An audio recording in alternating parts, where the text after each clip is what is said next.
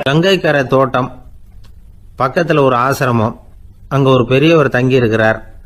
அவர் தான் ராமகிருஷ்ண பரமஹம்சர். அந்த ஆசிரமம் இருந்த இடம் கரக்பூர். வங்காளத்தில் பொதுவாக எல்லாரும் மீன் சாப்பிட்றது உண்டு. கங்கையில் குளிச்சுட்டு கையில் ஒரு மீனோட வர்றது வழக்கம். இவர் இருக்கிற இடத்துக்கு கங்கையில் படகு வழியாக வரணும். அப்படி தான் எல்லாரும் வருவாங்க. வர்றவங்களை ஒன்று கூட்டி ஆன்மீக விஷயங்களை பற்றி பேசிக்கிட்டு இருப்பார். ஒவ்வொரு நாள் ஒவ்வொருத்தர் நகரத்துக்கு போகணும். வரும்பொழுது மீன் கொண்டுகிட்டு வரணும். அதுக்கு ஒரு அட்டவணையே உண்டு ஆசிரமத்தில். அது பிரகாரம் ஒரு நாள் சுவாமி யோகானந்தர் படகுல போனார். படகை செலுத்தினவங்க ராமகிருஷ்ணரையும் சுவாமி யோகானந்தரையும் மற்றவங்களையும் பித்தர்கள் அப்படின்னு சொல்லி ஏளனமாக பேசினாங்க. அவங்க என்ன பைத்தியம் பிடிச்சவங்க அப்படிங்கிறது மாதிரி. சுவாமி யோகானந்தருக்கு ரொம்ப மென்மையான இதயம்.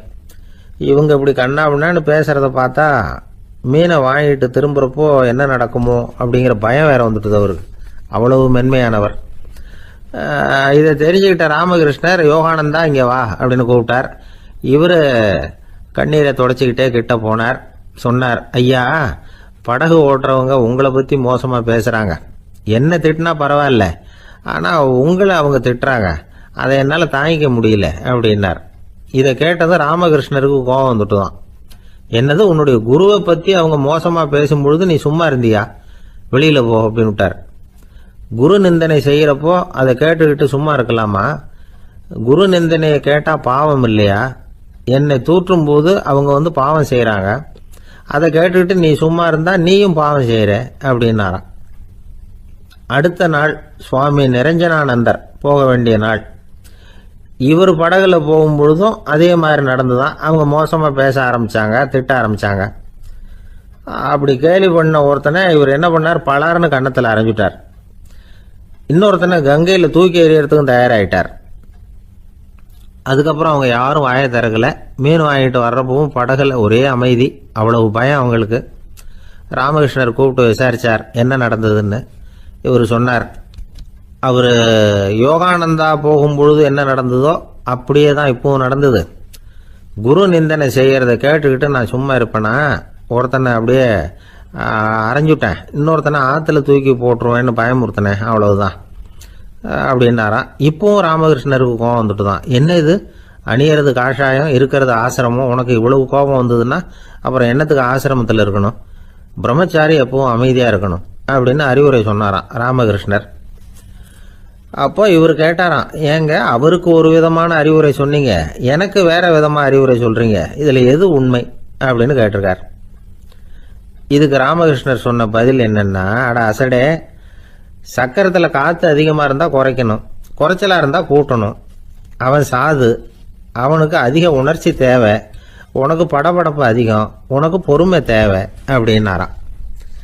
இதில் உள்ள கருத்து என்னன்னா, கல்விங்கிறது எப்படின்னா அதை சூழ்நிலைக்கு தகுந்த மாதிரி கற்பிக்கணும். எல்லாருக்கும் ஒரே மாதிரி கற்பிக்கக்கூடாது. கேட்குற ஒரு தகுதி, புரிஞ்சுக்கிற திறமை, இதை பொறுத்து கல்வி அமையணும். ஆரம்ப காலத்தில் ஒரு குரு, அப்போ ஒரு சீடன் இருந்தான். அது வேடிக்கையான குரு, வேடிக்கையான சீடன். ஒரு ஆசிரமம். ஒரு நாள் ஒருத்தன் அவசரமாக அந்த குருவை தேடி வந்திருக்கிறான். என்ன விஷயம்னு விசாரிச்சார் குரு. உங்கள் சீடர் என்னை அடிச்சுட்டார் அப்படின்னு புகார் பண்ணானா அந்த ஆள்.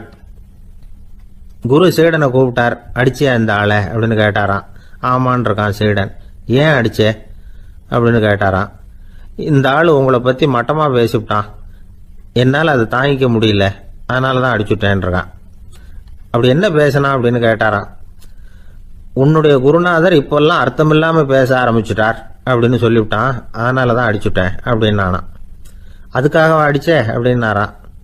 நான் அதுக்காக அடிக்கல குருவே, இப்பெல்லாம் நீங்கள் அர்த்தம் இல்லாமல் பேசுறதாக அவன் சொல்கிறான், அப்படின்னா இதுவரைக்கும் நீங்கள் அர்த்தத்தோடு பேசினதாகத்தானே அர்த்தம், அது தப்பு தானே, அதனால தான் அடித்தேன் அப்படின்னானா. ஒரு ஊரில் ஒரு ராஜா இருந்தார். அந்த ராஜாவுக்கு ஒரு மந்திரி. ராஜா ரொம்ப நியாயமானவர், நேர்மையானவர், கண்டிப்பானவர். தப்பு செய்கிறது யாராக இருந்தாலும் தண்டனை கொடுப்பார். வேண்டியவங்களுக்கு ஒரு நியாயம், வேண்டாதவங்களுக்கு ஒரு நியாயங்கிறதெல்லாம் அவர்கிட்ட கிடையாது. ஒரு சமயம் அரசவையில் அந்த அமைச்சரே விதிமுறைகளுக்கு புறம்பா ஏதோ நடந்துகிட்டு இருக்கார். மன்னருக்கு கோபம் வந்துட்டுது. உடனே அந்த அமைச்சரை கிட்டத்தில் கூப்பிட்டு அவர் கன்னத்தில் ஓங்கி ஒரு அறை கொடுத்துட்டாராம். உடனே அந்த அமைச்சர் என்ன பண்ணார் தெரியுமா, நேராக போனார் அங்க நின்றுகிட்டு இருந்த இன்னொருத்தர் கன்னத்துல ஓங்கி அரைஞ்சார். அரை வாங்கினவர் திகைச்சு போயிட்டார். இவர் ஏன் நம்மளை வந்து அரைகிறார் அப்படின்னு யோசனை பண்ணார். மன்னரும் திகைச்சு போயிட்டார். நாம இவரை அரைஞ்சா அதுக்காக இவரு போய் இன்னொருத்தர் அரையணுமா அப்படின்னு யோசனை பண்ணார். இவருக்கு என்ன பைத்தியமானு கூட நினைக்க ஆரம்பிச்சுட்டார்.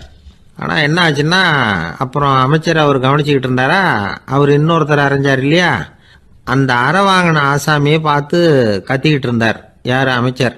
ஏன்பா என்கிட்ட அறைய வாங்கிட்டு இப்படி விவரம் இல்லாமல் நின்றுட்டு இருக்கிறிய, நான் உனக்கு கொடுத்ததை நீ வேற யாருக்கிட்டையாவது கொடுத்துரு அப்படின்னார். உடனே அந்த ஆள் பார்த்தான், தனக்கு அடுத்தபடியா நின்றுகிட்டு இருந்தவனை ஓங்கி ஒரு அரை அரைஞ்சான். அவன் கண்ணத்தை தடவிட்டே யோசனை பண்ணான். இது ஏதோ புரிஞ்சுக்கிட்ட மாதிரி அடுத்தாப்புல நின்றுட்டு இருந்தவனை அரைஞ்சான். இப்படி இந்த அறை வந்து மாறி மாறி போய்கிட்டே இருக்குது. ஊரு பூரா பிரயாணம் பண்ண ஆரம்பிச்சுட்டுது. அன்னைக்கு ராத்திரி அந்த ராஜா படுக்கிறதுக்காக போனார். அந்த நேரம் பார்த்து அவர் கண்ணத்துல பலார்னு ஒரு அறை விழுந்தது. நம்மளே அரையிறது யாரு அப்படின்னு அதிர்ச்சியோட மன்னர் திரும்பி பார்க்கறாரு. அரைஞ்சது அவரோட மனைவி. என்னாச்சு உனக்குன்னு கத்துனார் ராஜா. உங்களுக்கு தெரியாதா, ஊரு பூரா ஒருத்தர் மாத்தி ஒருத்தர் மூலமா இந்த அறை வந்து பிரயாணம் பண்ணிட்டு வருது அப்படின்னாங்க அந்த அம்மா. அப்படின்னா ஆரம்பிச்ச இடத்துக்கே வந்துட்டுதா அப்படின்னாராம் மன்னர். என்ன சொல்றீங்கன்னு கேட்டிருக்காங்க. இவர் விவரத்தை சொன்னாராம். அப்படின்னா நீங்க ஆரம்பிச்சு வச்ச இந்த விளையாட்டை நான் முடிச்சு வச்சுட்டேன் அப்படின்னாங்களாம் அந்த அம்மா. மறுநாள் காலை மறுபடியும் அரசவை கூடிச்சு. அந்த அமைச்சர் மன்னரை பார்த்து கேட்டார், என்ன மகாராஜா, என்கிட்ட கொடுத்ததை திருப்பி வாங்கிட்டீங்களா அப்படின்னாராம். இப்படி நடக்கும்னு நான் எதிர்பார்க்கவே இல்லைன்னார் மன்னர். ஆனா நான் எதிர்பார்த்தேன். அது எங்க போயிட போகுது, ஊர் பூரா சுத்தி கடைசியில் உங்ககிட்ட தான் வந்து சேரும் அப்படிங்கிறது எனக்கு தெரியும் அப்படின்னாராம் அமைச்சர். இந்த கதை வந்து வேடிக்கையா இருந்தா கூட இதுல உள்ள கருத்து முக்கியமானது. இந்த உலகத்துல பல கருத்துக்கள் இப்படிதான் மாறி மாறி சுத்தி வந்துகிட்டே இருக்குது. நம்மால் ஒருத்தன் தன்னுடைய நண்பன் ஒருத்தனை கடத்தெருவில் பார்த்தான். உடனே ஓடி போய் பலார்னு ஒரு அறை கொடுத்தானா. அவன் கண்ணத்தை தடவிட்டு ஏன்டா என்ன அரைஞ்சேன்னு கேட்டிருக்கான். நீ ஏன்டா என்ன முட்டாள்னு என் மனைவிட்ட போய் சொன்னேன் அப்படின்ட்டுருக்கான் அவன். உன்னை ஒரு முட்டாள்னு சொன்னதுக்காகவா நீ என்ன அரைஞ்ச அப்படின்னு கேட்டிருக்கான் இவன். டேய், நான் அதுக்காக அறையலப்பா, அது ஒரு பெரிய ரகசியம் நான் முட்டாளுங்கிறது. அந்த ரகசியத்தை நீ வந்து ஏன் எங்க வீட்டுல போய் சொன்னேன், அதுக்காக தான் அரைஞ்சேன் அப்படின்னு அவன். அமெரிக்க ஜனாதிபதி ஆப்ரஹாம் லிங்கன் ஒரு நாள் தன்னோட கோச்சு வண்டியில தலைநகரான வாஷிங்டனுக்கு போயிட்டு இருக்கிறார். கோச்சு வண்டி ஒரு சாலையில போயிட்டு இருக்கு. அந்த சாலைக்கு ஒரு பக்கத்துல பயங்கரமான சதுப்பு நிலம். சதுப்பு நிலம்னா அது புதைகுழி, புதை மணல்ங்கிறோம்ல, அது மாதிரி. அந்த சதுப்பு நிலத்துல யாராவது மாட்டிக்கிட்டா அவ்வளவுதான், ஆளை கொஞ்சம் கொஞ்சமா உள்ள அமுக்கிவிடும். தப்பிச்சு கரையேறது கஷ்டம். அப்படிப்பட்ட நிலம் அது. ஆப்ரஹாம் லிங்கன் ஏதோ ஒரு முக்கியமான அரசாங்க வேலையா போயிட்டு திரும்பி வந்துகிட்டு இருக்கிறார். அதனால அந்த சமயத்துல அவர் விலை வசந்த ஆடைகளை அணிஞ்சிருக்கிறார். அப்படி அவர் அந்த கோச்சு வண்டியில வந்துகிட்டு இருக்கிறாரு. அந்த சமயத்துல ஒரு காட்சி அவர் கண்ணுல பட்டுட்டுது. என்ன தெரியுமா? ரோட்டுக்கு பக்கத்துல இருந்த சதுப்பு நிலத்துல ஒரு இளம் பன்றி குட்டி சிக்கிக்கிட்டு தவிச்சுக்கிட்டு இருக்குது. பரிதாபமா கத்திக்கிட்டு இருக்குது. அதை பார்த்தார் லிங்கன். அவருக்கு என்ன மாதிரி ஆயிட்டுது. உடனே வண்டியை நிறுத்த சொன்னார். கீழே இறங்கினார். தன்னோட விலை வசந்த ஆடைகளை பத்தி லட்சியம் பண்ணவே இல்லை. தனக்கே ஆபத்து வரலாம்ங்கிறத பத்தியும் கவலைப்படல. தான் ஒரு குடியரசுத் தலைவருங்கிறத பத்தியும் அவர் நினைச்சு பார்க்கல. நேரா அந்த சதுப்பு நிலம் பக்கமா போனாரு. அந்த சேத்துல இறங்கி பன்றிக்குட்டியை காப்பாத்தி கரைக்கு கொண்டுட்டு வந்து சேர்த்துட்டார். அதுக்கப்புறம் நிம்மதியா கோச்சு வண்டியில ஏறி வெள்ள மாளிகைக்கு வந்து சேர்ந்தார். ட்ரெஸ், உடம்பு பூரா சேரு சகதி. பாக்குறவங்களுக்கெல்லாம் ஆச்சரியமா போச்சு. அவங்களுக்கு ஒன்றும் புரியல. இவர் நேரா ட்ரெஸ் மாத்திக்கிறதுக்காக போனாரு. கோச்சு வண்டி ஓட்டிட்டு வந்தவன் கிட்ட போய் எல்லாரும் கேட்டாங்க என்ன ஆச்சு அப்படின்னு. அவர் வர்ற வழியில நடந்த விவரத்தை சொன்னார். ஆப்ரஹாம் லிங்கனுடைய இந்த இறக்க குணத்தை எல்லாரும் பாராட்டினாங்களாம், புகழ்ந்தாங்களாம். ஆனா இதுக்கு லிங்கன் என்ன பதில் சொன்னார் தெரியுமா? தயவு பண்ணி இந்த புகழ்ச்சியான பேச்சையெல்லாம் ஒதுக்குங்க, அதெல்லாம் வேணாம். அந்த சின்ன பிராணி சகதியில மாட்டிக்கிட்டு துடிச்சுக்கிட்டு இருந்தது, அதை பார்த்தேன். உடனே என்னுடைய இதயத்துல ஒரு முள்ளு தைச்சது மாதிரி ஒரு உணர்வு. அந்த முள்ளை பிடுங்கி எறிஞ்சேன், அவ்வளவுதான். உண்மையில அந்த பிராணிக்கு நான் வந்து உதவினேங்கிறத விட எனக்கு ஏற்பட்ட இன்னலை போக்கிட்டேன் அப்படிங்கிறது தான் உண்மை. அதுதான் பொருத்தம். அப்படி இருக்கிறப்போ இதுல புகழறதுக்கு என்ன இருக்குது அப்படின்னாரு ஆப்ரஹாம் லிங்கன். எவ்வளவு யதார்த்தமான வார்த்தைகள் பாருங்க. இந்த காலத்துல நம்மளையும் பல பேர் அப்படி உண்டு. நீச்சல் தெரியாத ஒரு ஆளு தண்ணியில இறங்கிட்டான். தண்ணி ஆழம்ங்கிறது அப்புறமா தான் தெரிஞ்சுது. தத்தளிக்க ஆரம்பிச்சுட்டான். வாழ் வாழ்னு கத்துறான். கரையில் நின்றுட்டு இருந்த ஒருத்தர் இதை பார்த்தார். உடனே அவருக்கு இதயத்தில் முள்ளு தைச்சது மாதிரி ஒரு உணர்வு. உடனே குபீர்னு தண்ணியில் பாஞ்சார். அவரை காப்பாற்றி கரைக்கு கொண்டுட்டு வந்து சேர்த்தார். இதை பார்த்துக்கிட்டு இருந்த இன்னொருத்தர் காப்பாற்றின அந்த ஆளை பாராட்டி புகழ்ந்தார். என்ன புகழாதீங்க சார் அப்படின்னார் அவர். ஏன்னு கேட்டார் இவர். நான் அந்த ஆளை ஏன் காப்பாற்றினேன் தெரியுமா? அவன் நேற்றுக்கு என்கிட்ட 300 ரூபா கடன் வாங்கியிருக்கிறான். இவன் தண்ணியில் போட்டான்னா நான் கொடுத்த கடனும் தண்ணியில் போடும். அதனால தான் விழுந்து காப்பாற்றினேன் அப்படின்னா அந்த ஆள். அள்ள அள்ள குறையாதது அட்சய பாத்திரம், அது நமக்கு தெரியும், கேள்விப்பட்டிருக்கிறோம். ஆனால் போட போட நிரம்பாத ஒரு பாத்திரம் உண்டு. அது என்ன தெரியுமா? நம்மள பல பேர்கிட்ட அந்த பாத்திரம் உண்டு. அதுதான் பேராசை அப்படிங்கிற பாத்திரம். அதை நிறைவு செய்யவே முடியாது. பேராசையை பற்றி சுஃபி இலக்கியத்தில் ஒரு பிரபலமான கதை உண்டாம். அதை ஒரு பெரியவர் எடுத்து சொல்லியிருக்கிறார். ஒரு மன்னர் நகர்வலம் போயிட்டு இருக்கார். ஒரு பிச்சைக்காரன் மன்னர் எதிரில் வரான். பிச்சை போடுங்கிறான். என்னுடைய அமைதியை கெடுக்காதே போங்கிறார் மன்னர். அவன் சிரிக்கிறான். அரசே, உங்களுடைய அமைதி கெடக்கூடிய நிலையில் இருந்தா அதுக்கு பேர் அமைதியே கிடையாது அப்படின்னு நானா. எதிரில் நிக்கிறது வெறும் பிச்சைக்காரன் இல்லை, யோகி அப்படிங்கிறத மன்னர் புரிஞ்சுக்கிட்டார். துறவியே, உங்களுக்கு என்ன வேணும்னாலும் கேளுங்க, கொடுக்குறேன்னாராம். அந்த துறவி மறுபடியும் சிரிக்கிறார். அரசே, உங்களால் முடியாததையெல்லாம் கொடுக்க முடியும்னு சத்தியம் செய்யாதீங்க அப்படின்னார். மன்னருக்கு கோபம் வந்துட்டுது. என்ன இவர் இப்படி சொல்றாரு அப்படின்னு நினைச்சார். நகர்வலத்தை பாதியிலேயே நிறுத்தினார். வாங்க அரண்மனைக்குன்னார். துறவியை அழைச்சிக்கிட்டு அரண்மனைக்கு வந்துட்டார். துறவி தன்கிட்ட இருந்த பிச்சை பாத்திரத்தை நீட்டினார். இது நிறைய எனக்கு பொற்காசுகள் வேணும் அப்படின்னாராம். அவ்வளவுதானா, இது ஒரு பெரிய காரியமா அப்படின்னு கையை தட்டினாராம் மன்னர். ஒரு பெரிய தாம்பாளம் நிறைய பொற்காசுகள் சேர்ந்தது. அதை அள்ளி போட்டார். போட போட அந்த பிச்சை பாத்திரம் நிரம்பவே இல்லை. பொற்காசுகள் போட போட அவ்வளவையும் உள்ள வாங்கிக்கிட்டே இருக்குது. அரசாங்க கஜானாவே காலி ஆயிட்டுது. மூட்டை மூட்டையா பொற்காசுகளை கொட்டி பார்த்துட்டாங்க. அது முழுங்கிக்கிட்டே இருக்குது. கடைசி வரைக்கும் அந்த பிச்சை பாத்திரம் நிரம்பவே இல்லை. அரசர்கிட்ட இருந்த கர்வம் போயிட்டுது. அப்படியே பொத்துன்னு துறவி காலில் விழுந்தார். அப்போ அந்த துறவி சொன்னாராம், மன்னா, இந்த பிச்சை பாத்திரத்தை உங்களால மட்டும் இல்லை, வேற யாராலையும் நிரப்ப முடியாது. அதுக்கு என்ன காரணம்னா, இது சாதாரண பிச்சை பாத்திரம் இல்லை, பேராசைகளோட வாழ்ந்து செத்து போன ஒரு மனிதனின் மண்டை ஓடுது அப்படின்னாராம். பாருங்க, இதுதான் அந்த சுஃபி இலக்கிய கதை. செத்த பிறகும் நிறைவு இல்லைன்னா அது எப்பேற்பட்ட பேராசையா இருக்கும்னு யோசிச்சு பார்த்துங்க. நம்மால் ஒருத்தர் கல்யாணம் பண்ணிக்க பொண்ணு பார்த்துக்கிட்டு இருந்தார். அழகு, அறிவு, படிப்பு எதுவும் தேவையில்லை, பணம் மட்டும் இருந்தா போதும் அப்படின்னு பார்க்கறவங்க கிட்ட எல்லாம் சொல்லி வச்சார். ரொம்ப நாளைக்கு அப்புறம் ஒரு பணக்காரர் கிடைச்சார். அவர் சொன்னார், இதை பாருங்க, எனக்கு 20 வயசுல ஒரு மகள், அவளை நீங்க கல்யாணம் பண்ணிட்டா 2 லட்சம் பணம் கொடுப்பேன். 25 வயசுல ஒரு பொண்ணு, அவளை கல்யாணம் பண்ணிட்டா 2.5 லட்சம் தருவேன். 30 வயசுல ஒரு பொண்ணு இருக்கா, அவளை கல்யாணம் பண்ணிட்டா 3 லட்சம் தருவேன். என்ன சொல்ற அப்படின்னாராம். இவன் கொஞ்ச நேரம் யோசிச்சு பார்த்திருக்கான். அதுக்கப்புறம் மெதுவா அவரை நிமிந்து பார்த்து, ஏன் சார், உங்ககிட்ட 50 வயசுல ஏதாவது பொண்ணு இருக்கா அப்படின்னு கேட்டானா. ஒரு பெரியவர் உட்கார்ந்துருக்கிறார். அவரை சுத்தி அவருடைய தோழர்கள் உட்கார்ந்துருக்கிறாங்க. ஏதோ ஒரு முக்கியமான செய்தியை அவர் அவங்களுக்கு சொல்லிட்டு இருக்கிறார். அவங்களும் ஆர்வமா கேட்டுக்கிட்டு இருக்கிறாங்க. இந்த சமயத்துல யாரோ ஒரு ஆள் வேகமா அங்க வர்றார். வர்ற வேகத்திலேயே எனக்கு ஏதாவது உதவி செய்யுங்க அப்படின்னு கேட்டுக்கிட்டே வர்றார். கேட்கறது உதவி, ஆனா குரல் மிரட்டுறது மாதிரி இருக்கு, அதட்டி கேட்கறது மாதிரி இருக்கு. இதை கேட்டதும் அந்த பெரியவர் ஆத்திரப்படலை, ஆனா அவரை சுத்தி இருந்தவங்க ஆத்திரப்பட்டாங்க. இதை பெரியவர் கவனிச்சார். கொஞ்சம் அமைதியா இருங்கன்னார். வந்தவரை கூப்பிட்டார். அவருக்கு சில பொருள்களை கொடுத்தார். என்னங்க, இப்போ உங்களுக்கு மகிழ்ச்சி தானே அப்படின்னார். அப்படின்னு அலட்சியமா அவர் சொல்றார். நான் உங்களை நல்ல முறையில் நடத்தினேன்னா அப்படின்னு கேட்குறாரு அவர் மறுபடியும். அதெல்லாம் ஒன்றும் இல்லை அப்படின்னு சொல்லி அவர் சொல்லிட்டு இருக்கிறாரு. குரல்ல கடுமை குறையில. சுற்றி இருந்தவங்களால இதை பொறுத்துக்க முடியல. கோபத்தோடு அவரை நோக்கி நெருங்க ஆரம்பிச்சாங்க. பெரியவர் அவங்களையெல்லாம் தடுத்து நிறுத்தினார்.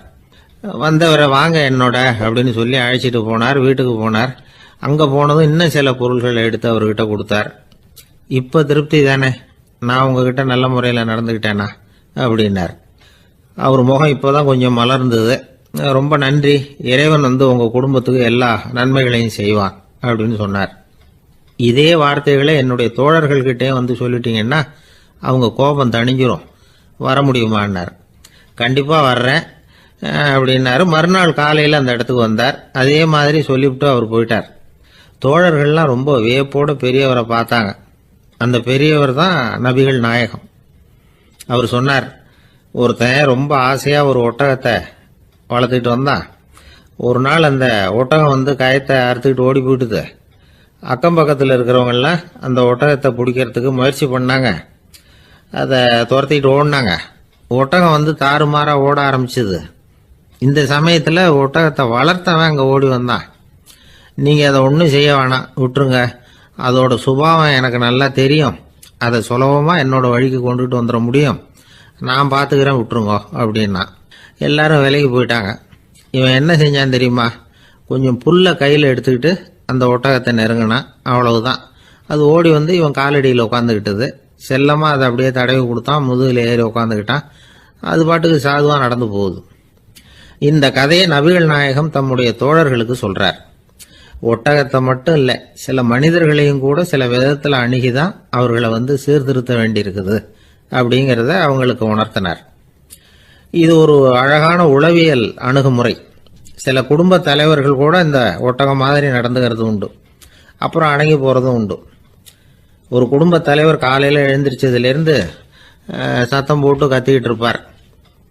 பக்கத்தில் இருந்தவங்கெல்லாம் ஓடி போய் சமாதானம் பண்ணி பார்த்தாங்க. அவர் ஓயறது மாதிரி தெரியல. கடைசியில் அவர் மனைவி வந்தாங்க. நீங்கள் எல்லாம் விலகி போயிடுங்க, அவர் சுபாவம் எனக்கு தெரியும், நான் பார்த்துக்கிறேன் அப்படின்னாங்க. சரின்னு எல்லாரும் போயிட்டாங்க. சாயந்தரமாக பார்க்குறாங்க, அவர் சத்தம் இல்லாமல் ஒரு மூலையில் உட்காந்துருக்கிறார். ரொம்ப சாதுவா. ஆச்சரியமாக இருந்தது. என்னம்மா பண்ணீங்கன்னு கேட்டாங்க. அது ஒன்றும் இல்லைங்க, ஒரு வேளை சாப்பாட்டை நிறுத்தினேன், பட்னி போட்டேன், அவ்வளவுதான் அப்படின்னாங்க அந்த அம்மா. ஒருத்தர் ரொம்ப அவசரமாக போயிட்டு இருந்தார். எங்கே சார் போறீங்கன்னு கேட்டோம். எனக்கு வேண்டியப்பட்ட ஒருத்தருக்கு குழந்தை பிறந்திருக்கிறதாக செய்தி வந்திருக்கு, அதுதான் ஆஸ்பத்திரிக்கு போயிட்டு இருக்கேன், பார்த்துட்டு வரலாம்னு அப்படின்னார். அப்படின்னா கொஞ்சம் இப்படி உட்காருங்க அப்படின்னோம். சில விவரமெல்லாம் சொல்கிறேன், கேட்டுட்டு போங்க அப்படின்னோம். உட்காந்தார். அப்புறம் சொல்ல ஆரம்பித்தோம். புதுசாக பிறந்திருக்கிற ஒரு குழந்தைய பார்க்க போகிறதுன்னா அது சாதாரண விஷயம் இல்லை. அதில் ரொம்பவும் கவனமாக நடந்துக்கணும். புது குழந்தைக்கு நோய் சுலபமாக தோற்றும். முக்கியமாக காற்று மூலமாக பரவுற நோய்கள் சுலபமாக வந்துடும். அதனால் நமக்கு உடம்பு சரியில்லைன்னா குழந்தைய விட்டு கொஞ்சம் தள்ளியே இருக்கிறது தான் நல்லது. பெரியவங்களை பொறுத்த வரைக்கும் சாதாரணமாக உள்ள ஒரு கிருமி கூட குழந்தைய பொறுத்த வரைக்கும் ரொம்ப மோசமான ஒரு கிருமியாக இருக்கும். சில வெளிநாடுகளில் எப்படி தெரியுமா, பிறந்த குழந்தை தூங்கிக்கிட்டு இருக்கிற ஒரு ரூமுக்கு போகணும்னா போகிறவங்க முகமூடி போட்டுக்கணும், காலணிகளை மாற்றிக்கணும், அவ்வளவு சுத்தமாக உள்ளே போய் பார்த்துட்டு வரணும். பொதுவாக சில ஆஸ்பத்திரிகளில் பார்த்தீங்கன்னா பார்வையாளர்கள் நேரத்தில் விசிட்டிங் ஹவர்ஸ் தாயை விட்டு குழந்தைய தனியாக பிரித்து வச்சுருவாங்க. எதுக்குன்னு நினைக்கிறீங்க? அந்த நேரம் பல பேர் வருவாங்க போவாங்க. அவங்க கை கால் சுத்தமாக இருக்காது. சுத்தம் இல்லாத கைகள் மூலமாக கிருமிகள் பரவும். சுத்தம் இல்லாத கைன்னா மண்ணு தூசி படிஞ்சிருக்கிற கை மட்டும் தான் அர்த்தம் இல்லை. சாலையில் கையை வீசிக்கிட்டு நடந்து வர்றீங்க, குழந்தைய பொறுத்த வரைக்கும் அது கூட சுத்தம் இல்லாத கை தான். தாயை தவிர மற்றவங்க குழந்தைய தூக்காமல் பார்த்துக்கிறது நல்லது. தாய் கூட அளவோட கொஞ்சிறதோட நிறுத்திக்கணும். புதுசாக ஒரு குழந்தைய பெற்றிருக்கிற பொண்ணுகிட்ட மற்ற தாய்மார்கள் ஏதாவது சொல்லிக்கிட்டே இருப்பாங்க. குழந்தைய அப்படி வளர்க்கணும் இப்படி வளர்க்கணும் அப்படின்னு ஏதாவது அட்வைஸ் பண்ணிக்கிட்டே இருப்பாங்க. இப்படி ஓவராக அறிவுரை பண்ணுறது அந்த பொண்ணை குழப்பி விட்டுரும். அதனால் அப்படிலாம் பண்ணக்கூடாது. அந்த பெண்ணே ஏதாவது கேட்டால் கூட டாக்டர் சொல்ல வேண்டிய விவரங்களை எல்லாம் நாமே சொல்லிக்கிட்டு இருக்கக்கூடாது. புதுசாக பிறந்திருக்கிற குழந்தைய மட்டும்தான் இப்படி பார்க்கணும்னு இல்லை. ஒரு நோயாளி குழந்தைய பார்க்க போகிறதுனா கூட ரொம்ப எச்சரிக்கையாக தான் நடந்துக்கணும். ஒரு தின்பண்டமோ விளையாட்டு சாமானோ அந்த குழந்தைக்கு நாம் வாங்கிட்டு போகிறதா வச்சுக்குவோம். அதை நேராக கொண்டுகிட்டு போய் அந்த குழந்தைகிட்டே கொடுக்கக்கூடாது. அதோட அப்பா அம்மா கிட்ட ரகசியமாக கொடுக்கலாம். அவங்க முடிவு பண்ணட்டும் குழந்தைகிட்ட அதை கொடுக்கலாமா வேண்டாமாங்கிறத. அவங்களுக்கு தான் தெரியும் அதோட மனசும் உடம்பும். உங்கள் அக்கறையை காட்டுறதா நினச்சிக்கிட்டு குழந்தை வாயில் எதையும் கொண்டுட்டு போய் போடாதீங்க. போகிறப்போ உங்கள் வீட்டு குழந்தையும் அழைச்சிட்டு போகாதீங்க. இது நோயை வாங்கிட்டு வந்துடும், அல்லது புதுசாக ஒரு நோயை அதுகிட்ட கொடுத்துட்டு வந்துடும். என்னதான் உங்களுக்கு பழக்கமான குழந்தையா இருந்தால் கூட அதுக்கு விருப்பம் இல்லைன்னா பேசக்கூடாது. அங்கே போய் அவங்க பள்ளிக்கூடத்தை ஞாபகப்படுத்திட்டு இருக்கக்கூடாது.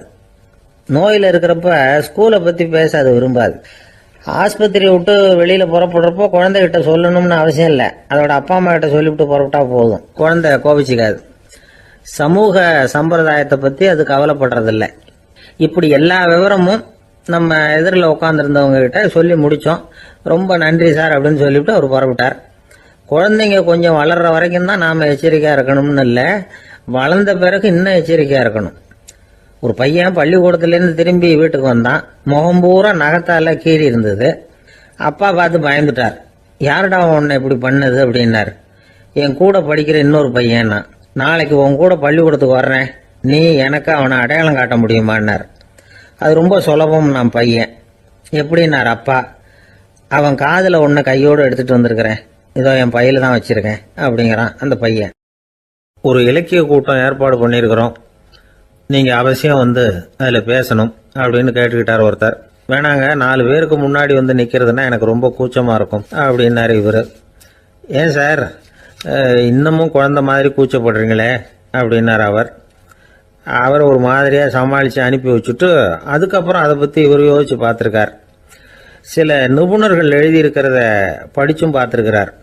மனோதத்துவ நிபுணர்கள் என்ன சொல்கிறாங்க தெரியுமா? 10லேருந்து 20% குழந்தைகள் பிறக்கிறப்பவே கூச்ச சுபாவம் கொண்டதாக தான் இருக்குதான். ஒரு தாத்தா தன்னோட பேர பிள்ளைய ஆசையாக கூப்பிடுறார் விளையாட்டு காட்ட, அதை அழுதுகிட்டு ஓடி போகுது. ஒரு அம்மா தன்னோட பிள்ளைய பள்ளிக்கூடத்தில் சேர்க்கறதுக்காக கூப்பிட்டுக்கிட்டு போகிறாங்க. அந்த புள்ள அம்மாவோட முந்தானையில் ஒளிஞ்சிக்கிட்டு வெளில வரமாட்டேங்குது. இவங்களெல்லாம் எப்படி சமாளிக்கிறது? குழந்தைகளோட கூச்ச சுபாவத்தை போக்குறது எப்படி? இதுக்கு நிபுணர்கள் சில யோசனைகளை சொல்லியிருக்கிறாங்க. மற்றவங்களுக்கு முன்னாடி என் பையனுக்கு கூச்சம் ரொம்ப அதிகம் சார், மற்றவங்க பார்த்தா ரொம்ப வெக்கப்படுறான், இப்படி சொல்கிற அப்பாக்கள் உண்டு.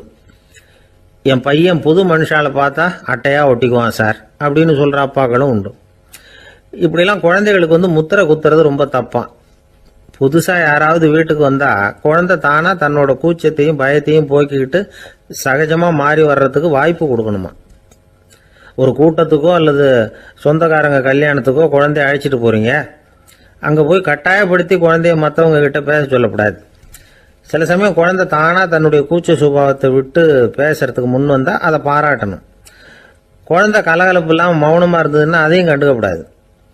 குழந்தை பேச ஆரம்பித்தா அதை ஆர்வத்தோடு கவனிக்க தெரியணும். கலந்து உரையாடுற பழக்கத்தை வீட்லேயே ஆரம்பிக்கலாம். கேட்டதுக்கு பதில் சொல் அப்படின்னு நீங்கள் அதிகாரம் பண்ணிகிட்டு இருக்கக்கூடாது. அது வந்து குழந்தைக்கு பேசுகிற சந்தர்ப்பத்தை குறைச்சிருமா. இப்போ நாம் அதிகாரம் பண்ணால் கேலி செய்கிற பழக்கம் குழந்தைகளை வந்து ரொம்ப பாதிச்சிருமா. பெரியவங்களானதுக்கு அப்புறமும் சில பேர் கூச்சத்தோடவும் பயத்தோடவும் இருக்கிறதுக்கு இதுதான் காரணம். சின்ன வயசில் அவங்கெல்லாம் ஏதாவது கேலிக்கு ஆளாகி இருப்பாங்க. 2வது குழந்தை மூத்த குழந்தைய வந்து கேலிக்கு ஆளாகிற சந்தர்ப்பங்களை கண்டு கேலி பண்ணினா அது இளம் நெஞ்சங்களை விட்டு நீங்கிறதே இல்லையா. எப்பவும் குழந்தையோட நடை உடை பாவனைகளை பற்றி சொல்லிக்கிட்டே இருக்கக்கூடாதான். அதுவே கூச்ச சுபாவத்தை கொண்டுட்டு வந்துருமா. அப்பா எங்கேன்னு யாராவது கேட்டால் இது மாதிரி இன்ன காரியத்துக்காக வெளியில் போயிருக்கார், இத்தனை மணிக்கு திரும்பி வருவார் அப்படின்னு சொல்கிற அளவுக்கு குழந்தைகளை வந்து பழக்கப்படுத்தி வைக்கணும். ஃபோன்லேயே யாராவது விசாரித்தா கூட இது மாதிரி பதில் சொல்லு அப்படின்னு சொல்லணும். சின்ன சின்ன மீட்டிங்கில் 4 வார்த்தை பேச தயார் பண்ணலாம். ஒரு கடையிலையோ அல்லது ஹோட்டல்லையோ ஏதாவது விவரம் கேட்கணும்னா உங்கள் குழந்தைய தைரியமாக அனுப்புங்க. குழந்தைகள் பணிவாகவும் பொறுமையாகவும் விவரம் கேட்குறப்போ கூச்ச சுபாவம் தானாக போயிடும். சின்ன வயசுலேயே இப்படிலாம் பழக்கப்படுத்தினாதான் வருங்காலத்தில் தைரியமாக இந்த சமுதாயத்தில் வாழ முடியும். இல்லைன்னா 60 வயசுலேயும் அடுப்பங்கரையை விட்டு வெளில வர்றதுக்கு கூச்சப்பட்டுக்கிட்டு தான் இருக்க வேண்டியிருக்கும். இந்த காலத்து பிள்ளைங்க எவ்வளவோ பரவாயில்ல, எதுக்கும் தயங்குறதில்ல, கூச்சப்படுறதில்ல. ஒரு அம்மா அடுப்பங்கரையிலேருந்து சத்தம் போட்டாங்க, டேய் ராமு, தயவு பண்ணி அந்த டிவியை நிறுத்துறா, அந்த பெண்ணோட குரல் மகா மோசம், அடுப்பங்கரையில் இருக்கிற என்னாலேயே அதை சகிச்சிக்க முடியல அப்படின்னாங்களாம். உடனே பையன் கொஞ்சம் கூட தயங்காமல் பதில் சொல்கிறான், அம்மா இந்த குரல் டிவியிலேருந்து வரல, எழுத விட்டு மாமி தான் இங்கே வந்திருக்கிறாங்க, அவங்க தான் இப்போ என்னோட பேசிக்கிட்டு இருக்கிறாங்க அப்படின்னு நான். ஒருத்தர் இருக்கார், நல்ல உத்தியோகத்தில் தான் இருக்கிறார், ஆனால் எப்போ பார்த்தாலும் முகத்தை வெறுப்பாக வச்சிருப்பார், அப்படியே வருவார் போவார். ஏன் சார் இப்படி இருக்கிறீங்க அப்படின்னு விசாரித்தோம். ஏன்டா இந்த வேலைக்கு வந்தோம்னு இருக்கு சார் அப்படின்னார். உங்கள் வேலை உங்களுக்கு பிடிக்கலையா அப்படின்னு கேட்டோம். இல்லைன்னார். இப்படிப்பட்டவங்க வெற்றிகரமான வாழ்க்கை வாழ முடியாது. இது வந்து நிபுணர்கள் கருத்து. வேலையை நேசிக்க தெரிந்தவர்கள் வெற்றி பெறுவார்கள் அப்படிங்கிறாங்க அவங்க. எந்த துறையாக இருந்தாலும் சரி, அந்த துறையில் வெற்றிகரமாக இருக்கிறவங்கள விசாரித்து பாருங்கள். எனக்கு என்னுடைய வேலை ரொம்ப பிடிக்கும் அப்படின்னு சொல்கிறவங்களாக தான் இருப்பாங்க. அப்படி இருந்தால் தான் அது வெற்றிகரமாக இருக்க முடியுது அவங்களால. ஒருத்தனுக்கு பிடித்தமான பொழுதுபோக்கே அவனுடைய தொழிலாக இருந்துட்டுதுன்னா அவனை மாதிரி கொடுத்து வச்சவன் வேற யாரும் இல்லை அப்படிங்கிறார் பெர்னாட் ஷா. ஒரு தடவை மன்னர் ஹுமாயூன் உயிரை தண்ணீர் முண்டு ஊற்றுகிற தொழிலாளி ஒருத்தர் காப்பாத்தினாராம் அந்த ஹுமாயூன் உயிரை. உடனே மன்னர் கேட்டிருக்கார், உனக்கு என்ன வேணும்னாலும் கேளு தரேன், உயர் பதவி வேணுமா அப்படின்னு கேட்டாராம். மன்னா, மக்களின் தாகம் தீர்க்கக்கூடிய இந்த பணியை விட உயர்ந்தது உண்டா அப்படின்னாராம் அந்த தொழிலாளி. அவரால் அவருடைய வேலையை நேசிக்க முடிஞ்சுது, அதனால மகிழ்ச்சியா இருக்க முடிஞ்சுது. நாமெல்லாம் அப்படி இல்லை, வேலை கிடைக்கிற வரைக்கும் கிடைச்சா போதும் அப்படின்னு இருக்கோம். கிடைச்சதுக்கு அப்புறம் ஏன்டா இந்த வேலைக்கு வந்தோம்னு ரொம்பவும் அழுத்துக்குவோம். சரி, நாம் இருக்கிற இடத்துல நாம் வெற்றிகரமாக இருக்க வழி உண்டா அப்படின்னா உண்டுன்னு சொல்கிறாங்க. அதாவது மன இயல் நிபுணர்கள் இருக்கிறாங்க இல்லையா, அவங்க அதுக்கு முக்கியமாக 6 வழிகள் சொல்கிறாங்க. நீங்கள் ஒரு அலுவலகத்தில் வேலை பார்க்குறவரா அப்படின்னா இதை கேளுங்க. அதாவது உங்கள் மேலதிகாரி எதிர்பார்ப்புக்கு தகுந்த மாதிரி உங்கள் வேலை இருக்குதா? அப்படி இல்லைன்னா முதல்ல உங்கள் வேலையின் தரம் உயரணும். உங்களுக்கு மேலே கீழே வேலை பார்க்குற பணியாளர்கள் கிட்ட நல்ல விதமாக பழகுறீங்களா? அந்த உறவு முறையில் ஏதாவது குறை இருந்தால் அதை கண்டுபிடிச்சி சரி பண்ணுங்க. நம்பிக்கைக்கு உரியவர் அப்படின்னு நீங்கள் பேர் எடுக்கணும். நீங்கள் எடுக்கிற முடிவு நல்ல முடிவாக தான் இருக்கும் அப்படின்னு அடுத்தவங்க சொல்லணும். உங்கள் தோற்றத்துக்கு முக்கியத்துவம் கொடுங்க. இது மனம் உடல் ரெண்டும் சம்பந்தப்பட்டது. அதனால மனசையும் ஆரோக்கியமாக வச்சிருக்கணும், உடம்பையும் ஆரோக்கியமாக வச்சிருக்கணும். உங்களுடைய நிர்வாகம் செயல்படுற விதத்தை நல்லா புரிஞ்சு வச்சுக்கணும். உங்களுடைய நிர்வாகம் இப்போ ஒரு காரியம் செய்யுதுன்னு வச்சுங்க, ஏன் அப்படி செய்யுது, எதுக்காக அப்படி செய்யுது, அதனுடைய குறிக்கோள் என்ன, அது நீடிக்கிறதுக்கு காரணம் என்ன, இதெல்லாம் தெரிஞ்சுக்கணும். சிரிப்புக்கு வஞ்சகம் பண்ணக்கூடாது, நல்லா சிரிக்கணும், அப்போதான் அது திரும்ப கிடைக்கும். கடந்த கால தோல்வியை பற்றி கவலைப்படக்கூடாது. முதலாளி விருப்பம் தெரிஞ்சு நடந்துக்கிறது நல்லது தான். அதுக்காக காக்கா பிடிக்கணுங்கிற அவசியம் இல்லை. உங்களுக்கு ஒரு பொறுப்பான வேலை கிடைக்குது, உடனே சத்தம் குழப்பம் அப்படின்னு சூழ்நிலையை இறுக்கமாக ஆக்கிடக்கூடாது. எந்த சூழலையும் இயல்பாக கையாளக்கூடியவர் அப்படிங்கிறத காட்டணும். இதெல்லாம் உங்கள் துறையில் நீங்கள் வெற்றி பெற நிபுணர்கள் சொல்கிற யோசனைகள். இவ்வளவு விவரமும் சொல்லிவிட்டு ஒருத்தரை பார்த்து கேட்டோம், இப்போ சொல்லுங்க, நீங்கள் செய்கிற வேலை உங்களுக்கு பிடிச்சிருக்குதா அப்படின்னா. ரொம்ப ரொம்ப பிடிச்சிருக்குது அப்படின்னார். சரி, என்ன செஞ்சிட்டு இருக்கிறீங்க அப்படின்னு கேட்டோம். சும்மா தான் இருக்கிறேன் அப்படின்னார் அவர். வங்க நாவலாசிரியர் சரத் சந்திரர் ஒரு நண்பர் அவர்கிட்ட வந்தார். வழக்கமா எல்லா எழுத்தாளர்கள்கிட்டையும் கேட்கிற ஒரு கேள்வியை கேட்டார். நீங்க எழுத்துத்துறைக்கு வந்தது எப்படி? இதுதான் கேள்வி. அதை தெரிஞ்சு என்ன பிரயோஜனம்னார் சரத் சந்திரர். சும்மா சொல்லுங்களேன், தெரிஞ்சுக்கிறேன் அப்படின்னார் வந்தவர். சரி சொல்றேன்னு ஆரம்பிச்சார். நான் ரங்கூன்ல வேலை பார்த்துக்கிட்டு இருந்தேன். சம்பளம் பத்தல, வேலையும் பார்த்துக்கிட்டு ஒரு பலசரக்கு கடை வைக்கலாம்னு நினைச்சேன். என்னால் மளிகை கடை வச்சு சரியாக நடத்த முடியுமாங்கிற சந்தேகம் என் மனைவிக்கு. அதை சோதனை பண்ணி பார்க்கணுங்கிறதுக்காக சில பொருள்களின் அளவு, அதோட விலை, இப்படி சிலதை சொல்லி எல்லாத்தையும் மனக்கணக்காக கூட்டி போட சொன்னாங்க. என்னால் சரியாக கூட்டி சொல்ல முடியல. உங்களால் மளிகை கடை நடத்த முடியாதுன்னு சொல்லிவிட்டாங்க. உடனே என்ன பண்ணுறது, வேற வழி இல்லை, கதை எழுத ஆரம்பிச்சிட்டேன் அப்படின்னார். கேட்டவருக்கு சிரிப்பு வந்துட்டு தான். சரத் சந்திரர் ஒரு பக்கம் சீரியஸான நாவல்கள், சிறுகதைகள் எழுதியிருந்தாலும் அவருடைய இன்னொரு பக்கம் வேற விதம். நண்பர்கள் கிட்ட பேசும்பொழுதும் சரி, அவர்களுக்கு கடிதங்கள் எழுதும் போதும் சரி, கேலியும் கிண்டலும் நகைச்சுவை உணர்வும் அதிகமாக இருக்கும். காந்திஜி ஒரு சமயம் கல்கத்தாவுக்கு வந்திருந்தார். தேசபக்தர்கள் பல பேர் அவர்கிட்ட பேசிக்கிட்டு இருந்தாங்க. அப்போ சரத் சந்திரரும் அங்கே இருந்தார். கிரண் சங்கர் ராய் அப்படிங்கிறவரும் அங்கே இருந்தார். அவர் சொன்னாராம், காந்திஜியோட பழகிய முதல் வங்காளி நான் தான். போயர் யுத்த காலத்தில் இவர் லண்டனுக்கு வந்திருந்தப்போ என்கிட்ட தான் வங்காள மொழி கற்றுக்கிட்டார் அப்படின்னாராம். உடனே சரத் சந்திரர் காந்திஜியை பார்த்து, இவர் உங்களுக்கு வங்காள மொழி கற்றுக் கொடுத்தது உண்மைதானா அப்படின்னாராம். ஆமான்னாராம் காந்தி.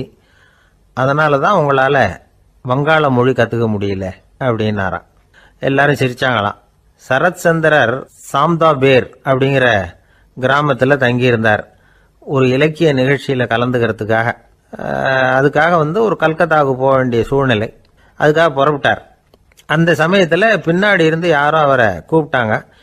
இப்படி கூப்பிட்டவரை பார்த்து இன்னொருத்தர் யாரோ அதட்டி இருக்கிறாங்க. போகிறவரை ஏன் இப்படி கூப்பிடுறீங்க அப்படின்னு. ஏன் கூப்பிட்டா என்னன்னு கேட்டிருக்கார் சரத்சந்திரர். புறப்படுறவங்கள பின்னாடி இருந்து கூப்பிடுறது அபசகுனம், போகிற இடத்துல ஏதாவது ஆபத்து வரலாம் அப்படின்னு அதுக்கு விளக்கம் கொடுத்துருக்கிறார் அவர். உடனே சரத்சந்திரர் சொன்னாராம், இதோ இவங்க என்ன இலக்கிய கூட்டத்துக்கு அழைச்சிட்டு போறாங்களே, இதை விட வேற என்ன ஆபத்து வந்துட போகுது அப்படின்னாராம். இப்படி சரத்சந்திரருக்கு இயல்பாகவே நகைச்சுவை உணர்வு உண்டு. அவருடைய நண்பர் ஒருத்தர் வீட்டுக்கு கூப்பிட்டு இருந்தார். அங்கே ஒரு கச்சேரிக்கு ஏற்பாடு பண்ணியிருந்தாங்க. சரத்சந்திரருக்கு இயல்பாகவே கச்சேரியில் நீண்ட ஆலோசனையெல்லாம் கேட்கறதுக்கு பொறுமை இருக்காது. அதனால மெதுவாக பாட போகிறவர் எப்படி அப்படின்னு கேட்டிருக்கார். அவருக்கு ரொம்ப நல்லா பாட தெரியும் அப்படின்னு சொல்லியிருக்கிறாங்க. அதுக்கு சரத்சந்திரர், பாட தெரியுங்கிறது சரி, பாட்டை நிறுத்த தெரியுமா அதை சொல்லுங்க முதல்ல அப்படின்னார். ஐயா, உங்க பேரை தொடர்ந்து தினம் கேட்டுக்கிட்டு இருக்கிறேன் அப்படின்னார் ஒருத்தர். தொடர்ந்து கேட்குறீங்களே, உங்களுக்கு காது வலிக்கலையா அப்படின்னு கேட்டோம். பேசுற உங்களுக்கே வாய் வலிக்கல அப்படிங்கிறப்போ கேட்குற எங்களுக்கு எப்படி காது வலிக்கும் அப்படின்னார். நம்ம உடம்புல ஒரு அதிசயம் என்ன தெரியுமா? ரொம்ப நேரம் நாம நடக்கிறோம்னு வச்சுக்கோங்க, கால் வலிக்கும். ரொம்ப நேரம் வேலை செஞ்சா கை வலிக்கும், உடம்பு வலிக்கும். ரொம்ப நேரம் பார்த்துக்கிட்டே இருந்தா கண்ணு வலிக்கும். ரொம்ப நேரம் பேசிக்கிட்டே இருந்தா வாய் கூட வலிக்கும். ஆனா ரொம்ப நேரம் கேட்டுக்கிட்டே இருக்கிறதுனால காது வலிக்கிறது இல்லை. அதனால கேட்கறதுக்கு முக்கியத்துவம் கொடுத்தாங்க நம்ம பெரியவங்க. திருவள்ளுவர் தேவையில்லாம வார்த்தைகளை உபயோகப்படுத்த மாட்டார். ஒரு திருக்குறள்னு எடுத்துக்கிட்டாவே அதுல மொத்தம் 7 வார்த்தைகள், அவ்வளவுதான். அப்படி 7 வார்த்தைகள் மட்டுமே உள்ள ஒரு திருக்குறள்ல வள்ளுவர் ஒரே வார்த்தையை 5 தடவை உபயோகப்படுத்தியிருக்கிறார், திரும்ப திரும்ப பயன்படுத்தி இருக்கிறார். அப்படின்னா அதை எந்த அளவுக்கு வலியுறுத்தி சொல்றார் அப்படிங்கிறத நாம புரிஞ்சுக்கணும். அது என்ன குறள்? செல்வத்துள் செல்வம் செவிச்செல்வம், அச்செல்வம் செல்வத்துள் எல்லாம் தலை. செவிச்செல்வம்ங்கிறது அவ்வளவு முக்கியமானது. கற்றலின் கேட்டல் நன்று. அதிகம் கேட்கணுங்கிறதுக்காகத்தான் எவ்வளவு கேட்டாலும் காது வலிக்கிறது இல்லை. குறைச்சலா பேசணும், அதிகமா கேட்கணும். இன்னொரு விஷயம் கவனிங்க, நம்ம உடம்புல கண்ணுக்கு மூடி இருக்குது, எதையாவது நாம பார்க்க விரும்பலன்னா உடனே கண்ணை மூடிக்கலாம். நம்ம வாய்க்கு மூடி இருக்குது, பேச விருப்பம் இல்லையா, வாயை மூடிக்கலாம். மூக்குக்கு கூட மூடிக்கிற வசதி இருக்குது, எதையாவது முகர விருப்பம் இல்லையா, மூச்சை அடக்கிக்கலாம். ஆனா பாருங்க, காதுக்கு மூடி கிடையாது, அதை கையால தான் மூட முடியும். யார் என்ன சொன்னாலும் அது நல்லதோ கெட்டதோ காதுல விழுந்துகிட்டு தான் இருக்கும். அறிவு தான் நல்ல விஷயங்களை எடுத்துக்கிட்டு கெட்ட விஷயங்களை விட்டுடணும். நல்ல கருத்துக்கள் நம்ம காதுல நிறைய விழுந்துகிட்டே இருக்கணும். அதை கேட்டு நாம நல்லபடியா வாழணுங்கிறது தான் படைப்பின் விருப்பம். ஆன்மீகவாதிகள் கூட ஒன்று சொல்லுவாங்க, அதாவது ஆன்மீக பாதையில நீங்க முன்னேறணும்னா முதல்ல சிரவணம் செய்யணும்பாங்க. அதாவது பெரியவங்க சொல்ற நல்ல கருத்துக்களை கேட்கணும் அப்படின்னு அதுக்கு அர்த்தம். அதனால யாரு நல்ல கருத்துக்களை சொன்னாலும் அதை காது கொடுத்து கேளுங்க. இவ்வளவு கருத்துக்களையும் நம்ம நேயர் ஒருத்தர்கிட்ட சொல்லிட்டு இருந்தோம். அவரும் சரி சரின்னு தலையாடிக்கிட்டே இருந்தார். அப்புறம் சொன்னார், நீங்க சொல்றது சரிதான் சார், காதுக்கு மூடி இல்லைங்கிறது ரொம்ப சரி. அதனால தான் உங்க தகவல் கூட நாங்க விரும்புறோமோ இல்லையோ தினம் காதுல விழுந்துகிட்டு இருக்குது அப்படின்னார். எங்களுக்கு ரொம்ப பெருமையா இருந்தது. அப்படியா அப்படின்னோம். ஆனாலும் என்ன மாதிரி சில பேர் நீங்க தகவல் சொல்ற சமயத்துல காதுல மூடி இல்லையேன்னு சொல்லி கவலைப்படுறதில்ல சார் அப்படின்னார். ஏன்னு கேட்டோம். காதை மூடுறதுக்கு தானே வசதி இல்லை, ரேடியோவை மூடுறதுக்கு வசதி இருக்குதுல்ல, அதனால டக்குன்னு அதை மூடி வச்சிருவோம் அப்படின்னார். தேசத்து மேலையும் தாய்மொழி பேர்லையும் செலுத்துற அன்புக்கு அபிமானம்னு பேர். தேசாபிமானம்னு சொல்றமே இதுதான். ஒரு கணவன் மனைவி பேர்ல காட்டுற அன்புக்கு காதல்னு பேரு. கடவுள் பேர்ல செலுத்துற அன்புக்கு பக்தின்னு பேரு. இப்படி அன்புல பல ரகம் இருக்கிறப்போ அதுல உள்ள வித்தியாசம் தெரியாம இடம் மாத்தி அன்பு காட்டினா இடைஞ்சல் தான். சரி, இந்த அன்பை பத்தி விஞ்ஞானம் என்ன சொல்லுது தெரியுமா? இதயத்தை பாதுகாக்கிறதுக்கு முக்கியமா தேவைப்படுற ஒண்ணு இந்த அன்புதான்னு சொல்லுது. நெதர்லாந்து விஞ்ஞானிகள் இதை ஆராய்ச்சி பண்ணியே கண்டுபிடிச்சிருக்கிறாங்க. கொஞ்சம் முயல் குட்டிகளை 2 பிரிவா பிரிச்சாங்க. 2 குரூப்புக்கும் கொழுப்பு அதிகமா உள்ள ஆகாரத்தையே கொடுத்துக்கிட்டு வந்தாங்க. ஆனா ஒரு குரூப்புக்கு வெறுமன ஆகாரத்தை கொடுத்ததோட சரி, இன்னொரு குரூப் முயல்களுக்கு ஆகாரம் கொடுத்ததோட நிறுத்திக்கல. அதுக்கு முன்னாடி கூண்டுகளை திறந்து விட்டு முயல்களை கொஞ்ச நேரம் எடுத்து கொஞ்சி விட்டு அதுக்கப்புறமா ஆகாரம் கொடுத்தாராம் ஆராய்ச்சியாளர். இந்த குரூப்புக்கு இதய பாதிப்பு 60% குறைச்சலா இருந்துதான்.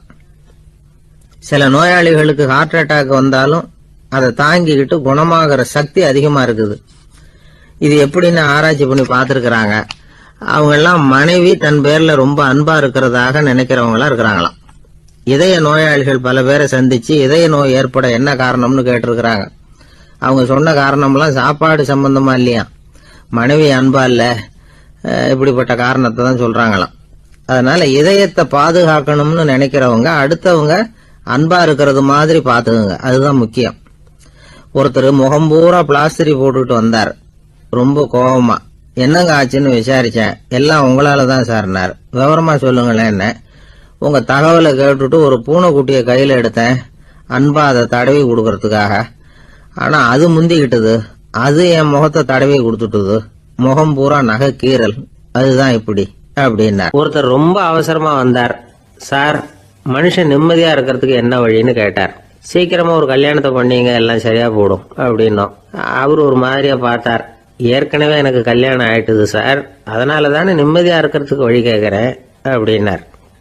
சரி, இவர் ஒரு மாதிரியான கேஸ் அப்படின்னு நினைச்சுக்கிட்டு நம்ம கிட்ட இருந்த ஒரு சின்ன புத்தகத்தை அவர்கிட்ட தூக்கி கொடுத்தோம். இதை படிச்சு பாருங்கன்னு. கல்யாணத்துக்கு பிறகும் சந்தோஷமா இருக்கிறதுக்கு என்ன வழி அப்படிங்கிற கேள்விக்கு அந்த புத்தகத்துல விளக்கம் இருந்தது. கணவன் மனைவிக்குள்ள சிக்கல் வராம இருக்கிறதுக்கு அதுல சில வழிகளை சொல்லி கொடுத்துருக்குறாங்க. அதெல்லாம் என்னென்ன அப்படிங்கறத இப்ப பார்க்கலாமா? குடும்பம்னு இருந்தா கோபம் வரதான் செய்யும், அது வந்துட்டு போகட்டும், பரவாயில்ல. ஆனா அந்த கோபம் ஒரே நேரத்துல ரெண்டு பேருக்கும் வந்துடாம பாத்துக்கணும். ஒரு சமயத்துல யாராவது ஒருத்தர் தான் கோபப்படணும், அடுத்தவங்க அமைதியா இருக்கணும். அதுக்கப்புறம் இவர் அமைதியான உடனே அவங்க ஆரம்பிச்சுக்கலாம். கோபமா ஏதாவது சொன்னா உடனே கோபமா பதில் சொல்லக்கூடாது. கொஞ்சம் பொறுத்து கோபம் தீர்ந்த உடனே அந்த பதில சொல்லலாம். அப்போ பதில் கோபமா இருந்தா கூட அது அவ்வளவு பெருசா தெரியாது. அற்ப விஷயத்துக்கெல்லாம் காய்ச்சி மூச்சுன்னு கத்திட்டு இருக்கக்கூடாது. உங்க ரெண்டு பேருக்குள்ள ஒரு தர்க்கம் ஆரம்பம் ஆயிட்டுதுன்னு வச்சுக்கோங்க, கடுமையா ரெண்டு பேரும் விவாதம் பண்றீங்க. உங்கள ஒருத்தர் இதுல ஜெயிக்கணும்னா அது நீங்களா இருக்க வேணாம், அடுத்தவங்க ஜெயிக்கிறதுக்கு நீங்க துணையா இருங்களேன். அப்படின்னா நீங்க கொஞ்சம் விட்டு கொடுக்கணும், அவ்வளவுதான். ஏதாவது குத்தம் சொல்லணுமா, செஞ்ச தப்ப சுட்டி காட்டணுமா, விமர்சனம் பண்ணணுமா, பண்ணுங்க, வேணான்னு சொல்லல. ஆனா சொன்னதை அப்படி சொல்றத கொஞ்சம் அன்பா இதமா சொல்லுங்க. எப்போ நடந்த தவறுகளை எல்லாம் இப்போ போய் மறுபடியும் ஞாபகப்படுத்திட்டு இருக்க வேண்டாம். நான் அப்பவே சொன்னேன் இந்த புடவை வேணாம்னு, நீங்க தான் கேட்கல, இப்போ பாருங்க கிழிஞ்சு போச்சு இப்படின்னு கத்துனாங்க ஒரு அம்மா. எப்போ சொன்னீங்கன்னு கேட்டா ஒரு 10 வருஷத்துக்கு முன்னாடி தீபாவளி சமயத்துல அப்படிங்கிறாங்க. அது என்ன இன்னும் அப்படியே புதுசாகவே இருக்கும்? உங்களுக்கு அவர் தான் பெருசு, அவருக்கு நீங்க தான் பெருசு. அதை விட இந்த உலகத்துல வேற எதுவும் முக்கியம் இல்லைன்னு நினைக்கணும். நீ தான் என்னுடைய உலகம்னு எத்தனை தடவை சொல்லியிருப்பீங்க? அதெல்லாம் வெறும் வசனமா போயிடக்கூடாது. ஏதாவது ஒரு பிரச்சனையை பத்தி கடுமையா விவாதம் பண்ணிட்டு இருக்கீங்க, அதை அப்படியே பாதியில விட்டுட்டு படுக்கைக்கு போயிடக்கூடாது. சொச்சத்தை நாளைக்கு பேசிக்கலாம்னு. அப்படி போனா தூக்கம் வராது. பிரச்சனையை ஒரு முடிவு பண்ணிக்கிட்டு அதுக்கப்புறமா தூங்க போகணும். ஒரு நாள்ல ஒரு தடவையாவது உங்க ஜோடியை பாராட்டி நல்ல விதமா கனிவா ஒரு வார்த்தை சொல்லணும் அப்படின்னு தீர்மானம் பண்ணீங்க. ஏதாவது தப்பு பண்ணிவிட்டீங்கன்னா பரவாயில்ல, அதை ஒத்துக்கிறதுக்கும் மன்னிப்பு கேட்கறதுக்கும் தயாரா இருக்கணும். அது ஒன்றும் கேவலம் கிடையாது. வீட்டுக்குள்ள தானே கேட்க போறீங்க, வெளியில யாருக்கு தெரிய போதும்? எப்படியோ உங்களுக்குள்ள ஒரு சமரசம் ஆனா சரிதான். ஒரு தகராறுன்னு எடுத்துக்கிட்டா குறைஞ்சபட்சம் அதுக்கு 2 பேர் தேவை. தனியாவே உட்காந்துக்கிட்டு நான் இப்ப தகராறு பண்ணிட்டு இருக்கிறேன் அப்படின்னு யாரும் சொல்ல முடியாது. 2 பேர் தகராறு பண்றாங்கன்னா பொதுவா அந்த 2 பேர்ல யாரு அதிகமா பேசுறாங்களோ அவங்க பேர்ல தான் தப்பு இருக்கும். அதை மனசுல வச்சுக்கணும். இதெல்லாம் தான் அந்த புத்தகத்துல போட்டிருக்கிற வழிமுறைகள். இவ்வளவும் சரியா வரலன்னா அப்புறமா சொல்லுங்க, வேற புத்தகம் ஏதாவது இருக்கான்னு தேடுவோம். ஒரு கணவன் தன்னுடைய மனைவியை அழைச்சிட்டு ஒரு மனோதத்துவ டாக்டர் கிட்ட வந்தாரா. டாக்டர், எங்களுக்கு கல்யாணம் ஆகி 30 வருஷ காலமா நாங்க ஒரு விஷயத்துல கூட ஒத்து போனதில்லை அப்படின்னு ஆரம்பிச்சார். உடனே அந்த அம்மா குறுக்கிட்டு, அது 30 வருஷம் இல்ல 32 வருஷம் அப்படின்னாங்களாம். பக்தின்னு சொல்றோம் இல்லையா, அது 3 வகைப்படும் அப்படிங்கிறார் ஒரு பெரியவர். அது என்ன 3 வகைன்னா, தெய்வ பக்தி, அடியார்கள் பக்தி, குரு பக்தி. அடியார் பக்தியை விட தெய்வ பக்தியை விட குரு பக்தி தான் ரொம்பவும் சிறந்ததுங்கிறார் அவர். தெய்வத்துக்கிட்ட செஞ்ச பாவம் குருநாதர்கிட்ட தீர்ந்துருமா, குருநாதர்கிட்ட செஞ்ச பாவம் தெய்வத்துக்கிட்ட போனாலும் தீராதான். இப்படி பெரியவங்களாம் சொல்லி வச்சிருக்கிறாங்க. ஒரு காடு, அங்க அயோத தௌமியர் அப்படின்னு ஒரு தபோதனர், அவரு பல மாணவர்களை ஒன்னா சேர்த்து ஒரு குருகுலம் நடத்திக்கிட்டு இருக்கிறார். பல தரப்பட்டவங்க பல திறப்பட்டவங்க மாணவர்கள் அதில் சேர்ந்து படிச்சுக்கிட்டு இருக்கிறாங்க. பாஞ்சால ராஜகுமாரன் ஒருத்தனும் அந்த குருகுலத்தில் சேர்ந்து படிச்சுக்கிட்டு இருக்கிறான். அவன் பேர் ஆருணி. பெரிய இடத்து புள்ள, இருந்தாலும் படுப்பில் ரொம்ப கெட்டிக்காரனாக இருந்தான். அவன் தான் அங்கே முதல் மாணவன். ஒரு நாள் குருநாதர் அந்த அரசகுமாரனை கூப்பிட்டார். நம்ம குருகுலத்துக்கு சொந்தமான வயலில் தண்ணீர் பெருகி வெள்ளம் வந்து பயிரை வந்து அழிக்குதான். அதனால் நீ போய் மடையை அடைச்சிட்டு வந்துரு அப்படின்னார். அந்த அரசகுமாரன் உடனே புறப்பட்டான். குருநாதர் சொல்லிட்டார்ல, உடனே புறப்பட்டான். நான் பெரிய இடத்து பிள்ளையாச்சே, ராஜகுமாரனாச்சே, ரொம்ப செல்வாக்கூட வளர்ந்தவனாச்சே, நான் போய் வயலில் இறங்கி வேலை செய்கிறதா அப்படின்னுலாம் அவன் நினைக்கல. குருநாதர் கட்டளையை நிறைவேற்ற வேண்டியது நம்ம கடமை அப்படின்னு நினச்சான். உடனே ஒரு மண்வெட்டியை துவக்கி தோளில் வச்சுக்கிட்டு புறப்பட்டு போயிட்டான். வயலுக்கு போனான். பார்த்தான், தண்ணி கரையை உடச்சிக்கிட்டு வயலுக்குள்ளே ஏகமாக பாஞ்சிக்கிட்டு இருக்குது. இவன் மண்வெட்டியால் களிமண்ணை புல்லோடு சேர்த்து புல் பத்த மாதிரி வெட்டி வெட்டி போட்டான். இருந்தாலும் மடையை அடைக்க முடியல. தண்ணி அதை மீறி வந்துக்கிட்டே இருக்குது. தண்ணி வந்து வேகமாக வயலுக்குள்ளே போய்கிட்டே இருக்குது. போடுற பத்தையெல்லாம் கரைஞ்சி கரைஞ்சி போயிட்டுருக்கு. இருந்தாலும் இவன் தன்னுடைய முயற்சியை கைவிடலை. வெட்டி வெட்டி போட்டுக்கிட்டே இருக்கிறான். காலையில் அங்கே போனவன் சாயந்தரம் வரைக்கும் இப்படி செஞ்சுக்கிட்டு இருக்கிறான். உடம்பும் மனசும் ரொம்பவும் சோர்ந்து போச்சு. இருந்தாலும் குருநாதர் இட்ட கட்டளையை நிறைவேற்றாமல் இருக்கிறோமேங்கிற ஒரு குறை அவனுக்கு இருக்குது. குரு கட்டளையை நிறைவேற்றாத நான் வந்து இன்னமும் இருக்கணுமா அப்படின்னு யோசனை பண்ண ஆரம்பிச்சிட்டான். என்ன செய்யலாம்னு பார்த்தான்.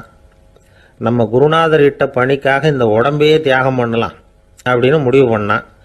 தண்ணி பாயுதில் அதுக்கு குறுக்க விழுந்து அப்படியே மடையை அடைச்சிக்கிட்டு அப்படியே படுத்துட்டான். இது மற்றவங்களுக்கு தெரியாது.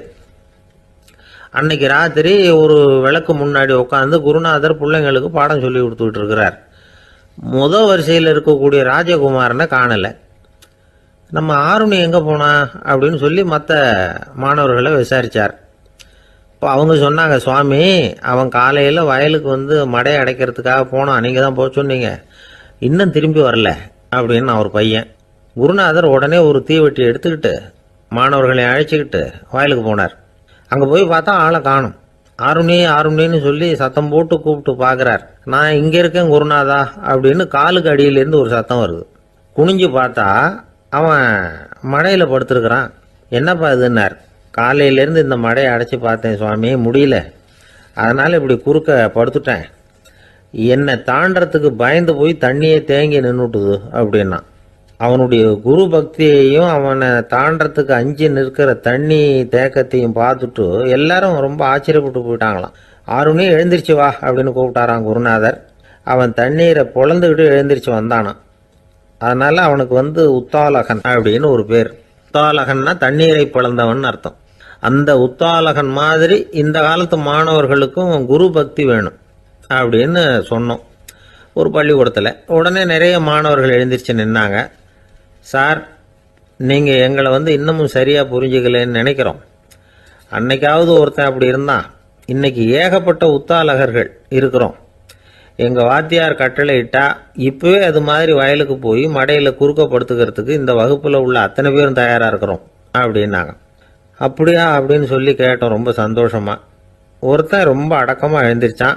அப்புறம் சொன்னான், ஆமாம் சார், வகுப்பில் வந்து இவர் நடத்துகிற பாடத்தை கேட்டுக்கிட்டு இருக்கிறத விட பேசாமல் போய் மடையில் படுத்துடுறது ஒன்றும் கஷ்டமான காரியமாக இருக்காது, அதனால தான் எல்லாரும் அங்கே போகிறேன்னு சொல்கிறோம் அப்படிங்கிறான்.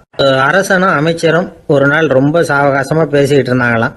அரசன் அமைச்சரை பார்த்து ஒரு கேள்வி கேட்டிருக்கார். ஏங்க அமைச்சரே, ஆசை இல்லாத ஒரு மனுஷனால் இருக்க முடியுமா அப்படின்னு. ஏன் முடியாது, துறவி அப்படிங்கிறவங்கெல்லாம் அப்படிப்பட்டவங்க தானே அப்படின்னாராம் அமைச்சர். அவங்கெல்லாம் உண்மையிலேயே ஆசையை விட்டவங்க தானா அப்படின்னு கேட்டாராம் ராஜா. அப்படி தான் இருக்கணும் அப்படின்னாராம் அமைச்சர். அப்படின்னா ஆசையே இல்லாத ஒரு உண்மையான துறவியை நான் பார்க்கணுமேன்னார்.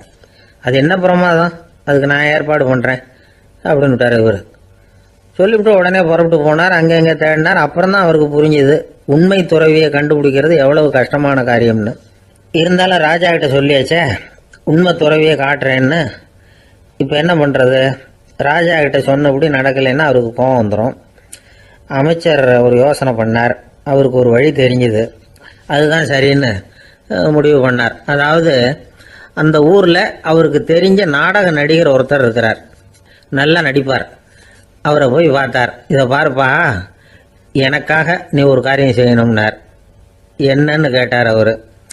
நீ ஒரு துறவி மாதிரி கொஞ்ச நேரத்துக்கு நடிக்கணும். ராஜா உன்னை பார்த்துட்டு போகிற வரைக்கும் நடி, அது போதும். அதுக்காக உனக்கு 10,000 ரூபா தரேன் அப்படின்னார். அவர் எந்த காலத்தில் இவ்வளவு பணத்தை மொத்தமாக பார்த்துருக்கார். அதனால் உடனே சரின்னு ஒத்துக்கிட்டார். அமைச்சர் அரண்மனைக்கு திரும்பி வந்தார். என்ன அமைச்சரே, இன்னுமா ஒரு உண்மையான துறவி கிடைக்கலன்னார். உண்மையான துறவி ஒருத்தரை இப்போ தான் கொஞ்ச நேரத்துக்கு முன்னாடி பார்த்து பேசிவிட்டு வர்றேன். அவர் நம்ம ஊருக்கு வெளியில் குளத்தங்கரையில் உள்ள ஒரு ஆலமரத்துக்கு அடியில் உட்காந்துருக்கிறார் அப்படின்னார் இவர். அப்படின்னா உடனே புறப்படுங்க அப்படின்னார் ராஜா. பரிவாரங்களோடு புறப்பட்டார். அங்கே அந்த மரத்தடியில் அந்த ஆள் வேஷம் போட்டுக்கிட்டு துறவி மாதிரி உட்காந்துருக்கிறான். ராஜா நேராக போனார். அந்த துறவி காலில் கொத்துன்னு விழுந்து வணங்கினார். உடனே ராணியும் அவர் காலில் விழுந்தாங்க. அடுத்தபடியாக அமைச்சர் விழுந்தார். அவருக்கு தெரியும் இது நம்ம ஆள் தான்னு. இருந்தாலும் என்ன பண்ணுறது, நேரம். அப்புறம் பரிவாரங்கள்லாம் துறவி காலில் விழுந்து ஆசீர்வாதம் வாங்கிட்டாங்க. ராஜா அப்புறமா தங்கத்தட்டில் பொன்னையும் பொருளையும் வச்சு அந்த துறவிகிட்ட ரொம்ப பணிவாக நீட்டுறார். தாங்கள் தயவு பண்ணி இதை ஏற்றுக்கணும் அப்படின்னு வேண்டிக்கிட்டார். அந்த துறவி பற்று இல்லாமல் அதை பார்த்தார். எல்லாத்தையும் திறந்துட்ட எனக்கு இதெல்லாம் எதுக்காக அப்படின்னு சொல்லி அதை மறுத்துட்டாராம். ஆஹா, உண்மையான துறவியை பார்த்துட்டோம் அப்படிங்கிற ஆனந்தம் அரசருக்கு. ரொம்ப நிம்மதியாக திருப்தியாக திரும்பி வந்தார் அரண்மனைக்கு. அதுக்கப்புறம் அமைச்சர் யாருக்கும் தெரியாமல் அந்த துறவிகிட்ட ஓடினார். சொன்ன பிரகாரம் பணத்தை நீட்டினார். இந்தப்பா, நான் உங்ககிட்ட சொன்னபடி 10,000 ரூபா பணம் எடுத்துக்கோ அப்படின்னார். அந்த ஆள் ராஜா கிட்ட சொன்னது மாதிரியே எல்லாத்தையும் திறந்துவிட்ட எனக்கு இதெல்லாம் எதுக்காக வேணாம் அப்படின்னு விட்டாராம். நடித்த வரைக்கும் போதும்ப்பா, இனிமேல் இந்த நாடக வசனம்லாம் வேணாம், வேஷத்தை கலைச்சிரு, பணத்தை வாங்கிக்கோன்னார். இல்லைங்க, இது வேஷம் இல்லை, இது வசனமும் இல்லை, இது உண்மை. கொஞ்ச நேரம் துறவி மாதிரி நடித்ததுக்கே இந்த தேசத்து ராஜா, ராணி, அமைச்சர், பரிவாரங்கள் எல்லாம் என் காலில் விழுந்து வணங்குறாங்க.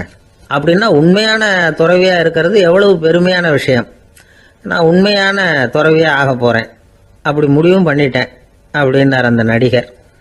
வேஷம் கூட எப்படிப்பட்ட விளைவுகளை உண்டு பண்ணுது பார்த்தீங்களா. நம்மால் ஒருத்தன் ரொம்ப வசதியாக தான் இருந்தான். ஒரு நாள் அவன் சொத்து பூரா திருட்டு போட்டுது.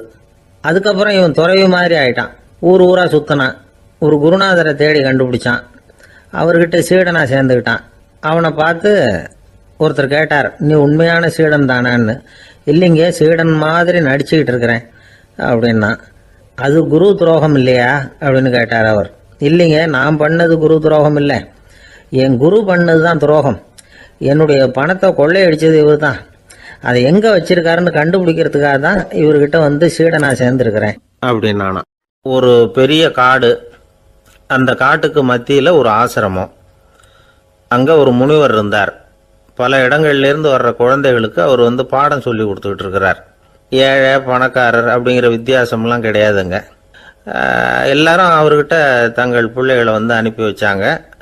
மன்னர்களுடைய பிள்ளைங்க கூட அங்கே அவர்கிட்ட தான் படிக்கிறதுக்கு வருவாங்க. ஆனால் அந்த முனிவரை பொறுத்த வரைக்கும் எல்லா பிள்ளைங்களும் ஒன்று தான். இது யார் வீட்டு பிள்ளைன்னெல்லாம் பார்க்க மாட்டார், எல்லாரும் சமம். மாணவர்கள்லாம் அங்கேயே மாத கணக்கில் வருஷ கணக்கில் தங்கி இருந்து பாடம் கற்றுக்கிட்டு போகிறது வழக்கம். அவராக பார்த்து போன்னு சொல்கிற வரைக்கும் அங்கேயே இருக்கணும், படிக்கணும். குருகுல வாசம். ஒரு சமயம் ஒரு ராஜகுமாரனும் அவர்கிட்ட படிச்சுக்கிட்டு இருந்தான். அவனுக்கு ஒரு 15 வயசு இருக்கும். சில வருஷம் கழித்து இந்த முனிவர் தன்கிட்ட இருக்கிற மாணவர்களுக்கெல்லாம் பரீட்சை வச்சார். அவங்களுடைய அறிவு முதிர்ச்சியை கணிக்கிறதுக்காக பல சோதனைகள்லாம் வச்சார். ஒவ்வொருத்தராக பார்த்து இனிமேல் நீங்கள் உங்கள் வீட்டுக்கு போகலாம் அப்படின்னு சொல்லி அனுப்பி வச்சுக்கிட்டு இருக்கிறார். எல்லாரும் போயிட்டாங்க. கடைசியாக மிஞ்சி இருந்தது ஒரே ஒரு மாணவன். அவனை மட்டும் வீட்டுக்கு அனுப்பல. யார் அந்த பையன் தெரியுமா? அவன்தான் அந்த ராஜகுமாரன். ராஜகுமாரனுடைய தந்தைக்கு, அதுதான் அந்த ராஜாவுக்கு, அங்கே வயசு ஏறிக்கிட்டே போகுது. என்ன இது, படிக்க போன பையன் இன்னும் திரும்பி வரலையே அப்படின்னு நினைச்சார். வந்துட்டா சீக்கிரமாக அவனுக்கு பட்டம் கட்டிவிட்டு நாம் விலகிக்கலாமே அப்படின்னு நினச்சாரு. கல்யாணம் வேற பண்ணி பார்க்கணும் பையனுக்கு. ஆனால் பையன் வர்ற வழியை காணும். ராஜா பார்த்தார். சரி, நேர்லேயே போய் என்னன்னு தெரிஞ்சுட்டு வந்துடுவோம் அப்படின்னு காட்டுக்கு புறப்பட்டார். அங்கே போய் முனிவரை பார்த்தார். முனிவர் இவரை அன்பாக வரவேற்று உட்கார வச்சார். அதுக்கப்புறம் ராஜா மெதுவா, எல்லாரையும் வீட்டுக்கு அனுப்பி வச்சுட்டிங்களாமே, ஏன் பிள்ளைய மட்டும் அப்படின்னு சொல்லி மெதுவாக இழுத்தார். முனிவர் இதுக்கு உடனே பதில் சொல்லலை. ராஜாவை கூப்பிட்டுட்டு போய் விருந்தினர் குடிசையில் தங்க வச்சார். அதுக்கப்புறம் சொன்னார், உங்கள் மகன் எல்லா பாடங்கள்லையும் முதலிடம் வாங்கியிருக்கான். இப்படி முதலாவதாக வர்ற மாணவனுக்கு நாங்கள் இன்னொரு தேர்வு வைக்கிறது வழக்கம். அதுலேயும் அவன் முதலாவதாக வந்துட்டான்னா அவன் ஒரு பெரிய வித்வான் அப்படிங்கிற கௌரவத்தை அடைஞ்சிருவான் அப்படின்னார். அதாவது முனிவர் அப்படி சொல்கிறார். அப்படி சொல்லிவிட்டு போயிட்டார். அவர் ராஜா அங்கேயே தங்கிட்டார். ராத்திரி படுத்து தூங்கினார். காலையில் எழுந்திரிச்சு அந்த குடிசைக்கு வெளியில் வந்தார் பல்லு விளக்கறதுக்காக. அந்த சமயத்தில் தூரத்தில் ஒருத்தன் ஒரு கையில் கோடாலியை வச்சுக்கிட்டு தலையில் ஒரு பெரிய விறகு கட்டை சுமந்துக்கிட்டு வந்துக்கிட்டு இருக்கிறது மாதிரி தெரிஞ்சுது. யாராவது விறகு வெட்டியாக இருக்கும் அப்படின்னு நினச்சார் ராஜா. கிட்ட வந்ததும் உத்து பார்க்குறாரு. பார்த்தா அது தன்னோட புள்ள. திகைச்சு போயிட்டார். என்ன இது, ஒரு ராஜகுமாரனை கூட இது மாதிரி வேலையெல்லாம் செய்ய சொல்கிறாங்களே அப்படின்னு நினச்சார். ராஜகுமாரன் விறகு கட்டை கொண்டுகிட்டு போய் கொல்லை பக்கம் வச்சான். அந்த சமயம் முனிவர் அங்கே வந்தார். என்ன மகனே, விறகு வெட்டிட்டு வந்துட்டியா? சரி, இப்போ ஒரு துடைப்பத்தை எடுத்துக்கோ, விருந்தினர் குடிசையின் வாசல் பக்கத்தை கூட்டி பெருக்கி சுத்தம் பண்ணு போ அப்படின்னார். அப்படியே செய்கிறேன் குருவே அப்படின்னு சொல்லிவிட்டு போனான். சுத்தம் பண்ண ஆரம்பிச்சிட்டான். ராஜா பார்த்தார் இதை. உடனே ஓடியாந்தார். மகனே, என்ன காரியம் பண்ணுற? துடைப்பத்தை கீழே போடுனார். இப்போ அந்த ராஜகுமாரன் சொல்கிறான், தந்தையே, இது என்னுடைய குருதேவரோட உத்தரவு. இங்கே நான் ஒரு மாணவன். இங்கே அரசனும் ஒன்று தான், ஆண்டியும் ஒன்று தான். குருதேவர் சொல்கிறத மறுக்காமல் செய்கிறது தான் எங்கள் கடமை அப்படின்னா. இந்த சமயம் முனிவர் அங்கே வந்தார். இவனை முதுகில் தட்டி கொடுத்தார். அப்புறம் ராஜா கிட்ட சொன்னார், அரசே, உங்கள் புள்ள எங்கள் கடைசி தேர்வுலையும் வெற்றி பெற்றுட்டான். பணிவு தான் மாணவர்களின் மிக உயர்ந்த குணம். குருநாதர் சொல்றது மனசுக்கு பிடிக்கலன்னா கூட மறுக்காம செய்யணும். அப்படி செய்யறதுனால எதை செய்யலாம் எதை செய்யக்கூடாது அப்படிங்கிற விவேகம் அவங்களுக்கு வந்துடும். செய்யக்கூடாததை கூட பெரியவங்க சொல்லிவிட்டா செஞ்சுதான் ஆகணும் அப்படிங்கிற பணிவு அவங்களுக்கு வந்துடும். இந்த குணம் வந்துட்டுதுன்னா அவங்க எத்தனை கடினமான வேலையா இருந்தா கூட ரொம்ப சுலபமா செஞ்சு முடிச்சிருவாங்க. தூக்கத்திலேயும் அப்புறம் துக்கத்திலேயும் தோண்டு போட மாட்டாங்க. இந்த பணிவும் விவேகமும் அவங்க கிட்ட மன உறுதியை ஏற்படுத்தும். அந்த உறுதி உங்க பையனுக்கு வந்தாச்சு. இனிமே அவனை நீங்க அழைச்சிட்டு போகலாம். அவன் நிச்சயமா பேரும் புகழும் பெறுவான் அப்படின்னாரு. ராஜா அவரை பார்த்து, குருதேவா, புரிஞ்சுக்கிட்டேன், என்னை மன்னிக்கணும் அப்படின்னாரு. அதுக்கப்புறம் மகனை அழைச்சிக்கிட்டு நாட்டுக்கு திரும்பி வந்துட்டார். இந்த கதையை இன்று ஒரு தகவலில் சொல்லுங்க சார், உங்கள் நிகழ்ச்சியில் சொல்லுங்க சார் அப்படின்னு சொல்லி மாணவர்கள் கேட்டால் பணிவாக இருக்கிறது எப்படி அப்படிங்கிறத புரிஞ்சுக்குவாங்க அப்படின்னு சொன்னார் ஒருத்தர்.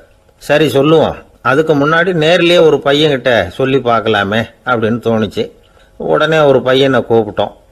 ஏன்பா, உங்கள் வாத்தியார் உனக்கு இது மாதிரி ஒரு பரீட்சை வச்சா என்ன பண்ணுவேன் அப்படின்னு கேட்டோம். நானும் அப்படி தான் சார் நடந்துக்குவேன். விறகு வெட்டுவேன், தொடப்பத்தினால கூட்டி சுத்தம் பண்ணுவேன், உடனே செஞ்சு முடிச்சிருவேன் சார் அப்படின்னா. பலே பரவாயில்லையே அப்படின்னோம். ஆமாம் சார், அப்படி செஞ்சால் தானே வீட்டுக்கு அனுப்புவார், இல்லைன்னா இன்னொரு வருஷம் இங்கேயே இருந்து படின்னு சொல்லி விடுவாரு, அதனால் அப்படி செய்வேன் அப்படிங்கிறான் அந்த பையன். ஒரு ஊரில் ஒரு ராஜா இருந்தார். பெரிய அரண்மனையில் தான் இருக்கிறார். எல்லா வசதியும் இருந்தது. இருந்தாலும் அவர் எல்லாரும் சொல்கிறது எப்படி தெரியுமா, பிச்சைக்கார ராஜா. அப்படி ஒரு பேர் அவருக்கு நிலைச்சி போச்சு. ஜனங்களும் சரி, மற்ற தேசங்களில் உள்ளவங்களும் சரி, அவர் அந்த பேர் சொல்லியே குறிப்பிடுறது வழக்கமாக போட்டுது. இது அவருக்கு ரொம்ப கவலையாக போச்சு. என்ன இது, நம்மளை தேடி வர்றவங்களுக்கெல்லாம் நாம் சோறு போடுறோம், நம்ம புகழ்ந்து பாடல் ஏற்றி கொண்டு வர்ற புலவர்களுக்கெல்லாம் அவங்க எப்படி வந்தாலும் ஒருவேளை சோறு போடணுங்கிறது உத்தரவு. இவ்வளவுலாம் செஞ்சும் நம்மளை போய் பிச்சைக்கார ராஜான்னு எல்லாரும் சொல்கிறாங்களே, அது ஏன், எதுக்காக இப்படி சொல்கிறாங்க? இதுதான் ராஜாவுக்கு குழப்பம். சரி, இதை பற்றி நம்ம அமைச்சர்கள் கிட்ட கேட்கலாமா அப்படின்னு யோசனை பண்ணார். இந்த விஷயத்தை போய் அவங்ககிட்ட எப்படி கேட்கறதுன்னு அவருக்கு தயக்கமாக இருந்தது. கௌரவ குறைச்சலாக தெரிஞ்சுது அவருக்கு. சரி, சாதாரண குடிமக்கள் கிட்ட இதை பற்றி கேட்கலாமா அப்படின்னு யோசனை பண்ணார். கேட்கலாம், ஆனால் அவங்க யாரும் ராஜா முன்னாடி வந்து நின்று தைரியமாக பேசக்கூடிய அளவுக்கு இல்லை. ராஜாவோட குழப்பம் நாளுக்கு நாள் அதிகமாக போச்சு. கடைசியாக அவர் ஒரு முடிவுக்கு வந்தார். அதாவது இதை பற்றி ஒரு பிச்சைக்காரங்கிட்டே கேட்டு பார்த்துட்டா என்ன. இதுதான் அவர் பண்ண முடிவு. உடனே மாறு வேஷம் போட்டுக்கிட்டு நகர்வலம் போனார். ஒரு பிச்சைக்காரனை கண்டுபிடிச்சார். இதை பாருப்பா, நம்ம ராஜாவை எல்லாரும் பிச்சைக்கார ராஜான்னே சொல்கிறாங்களே, அதுக்கு என்ன காரணமாக இருக்கும் அப்படின்னு கேட்டார். அதுக்கு அவன் சொல்கிறான், இதுக்கான பதிலை இன்னும் ஒரு 30 நாளில் சொல்கிறேன் அப்படின்னா. உடனே இவருக்கு சந்தோஷம். உண்மையை அவங்ககிட்ட சொன்னார். நான் வேற யாரும் இல்லை, நான் தான் இந்த நாட்டு ராஜா. இப்போ நீ என் கூடவே வந்துடு அரண்மனையிலேயே தங்கிக்கோ, 30 நாள் கழிச்சு எனக்கு பதில் சொல்லிவிட்டு அதுக்கப்புறமா நீ போகலாம் அப்படின்னு சொல்லி அழைச்சிட்டு வந்துட்டார். அரண்மனையில் ஒரு மூலையில் அவன் தங்கறதுக்கு இடம் கொடுத்தார். தினம் 2 வேளையும் இவனுக்கு சோறு போடுங்க அப்படின்னு உத்தரவு போட்டார். ராஜா கொடுத்த இடத்துல போய் உக்காந்துக்கிட்டான் அந்த பிச்சைக்காரன். தினமும் அந்த அரண்மனையில் நடக்கிறதையெல்லாம் கவனிச்சுக்கிட்டு வந்தான். வேளைக்கு சாப்பாடு வரும், சாப்பிட்டுக்கிட்டு இருக்கான். இப்படி 30 நாள் முடிஞ்சுது. ராஜா வந்தார். என்ன, என்னோட கேள்விக்கு பதில் என்னன்னு கண்டுபிடிச்சிட்டியான்னார். கண்டுபிடிச்சிட்டேன்னா. என்ன எல்லாரும் பிச்சைக்கார ராஜான்னு சொல்றாங்களே, அது நியாயமா படுதா உனக்குன்னு கேட்டார். நியாயமா தான் படுது, சந்தேகம் இல்லாம நீங்க பிச்சைக்கார ராஜா தான். என்னதான் நீங்க வசதியோடவும் படைபலத்தோடவும் இருந்தா கூட நீங்க எங்க வர்க்கத்தை சேர்ந்த ஆசாமி தான் அப்படின்னு அடிச்சு சொல்லிவிட்டான் அந்த ஆள். என்னால் அப்படி சொல்றேன்னு கேட்டார் இவர். அரசே, ஒரு உண்மையை கண்டுபிடிச்சு சொல்றதா நான் உங்ககிட்ட சொன்னேன். நீங்க ராஜ பரம்பரைன்னா உடனே உங்க கழுத்துல கிடக்கிற முத்து மாலையை கழட்டி பரிசா கொடுத்துருப்பீங்க, பொன்னையும் மணியையும் கொடுத்துருப்பீங்க. ஆனா நீங்க அப்படி செய்யல. என்ன ஒரு மூலையில உட்கார வச்சு 2 வேளை சோறு போட சொன்னீங்க. உங்களை தேடி யார் வந்தாலும், யார் பாராட்டி பேசினாலும் அல்லது பிரச்சனைகளை சொன்னாலும் நீங்க செய்யற ஒரே காரியம் சோறு போடுறது தான். பிச்சைக்காரனுக்கு சோறு மட்டும்தான் உலகம். உங்க விஷயத்திலையும் நீங்க அப்படித்தான் நினைக்கிறதாக தெரியுது. நல்லா கவனிங்க. எந்த ஒரு பிரச்சனைக்கும் சோறு தான் முடிவுன்னு நினைக்கிறீங்க பாருங்க. நீங்க சந்தேகமில்லாத எங்களை சேர்ந்த ஆளுதான் அப்படின்னு விட்டான் அந்த பிச்சைக்காரன். அதுக்கப்புறம் தான் அந்த ராஜா தன்னுடைய தவறுகளை எல்லாம் தேர்த்திக்கிட்டாராம். பசின்னு வர்றவங்களுக்கு சோறு தான் போடணும், அது தப்பு இல்லை. பாராட்ட வர்றவங்களுக்கெல்லாம் சோத்தையே போட்டு அனுப்புனா இப்படிதான் பேர் வரும். எனக்கு தெரிஞ்ச ஒருத்தர் தினமும் யாராவது ஒருத்தரை தன் வீட்டுக்கு அழைச்சிட்டு போவார், சாப்பாடு போட்டு அனுப்புவார். முன்னறிவிப்பு இல்லாம திடீர்னு ஒரு விருந்தாளியோட வீட்டுல போய் இவர் நிக்கிறது வழக்கம்.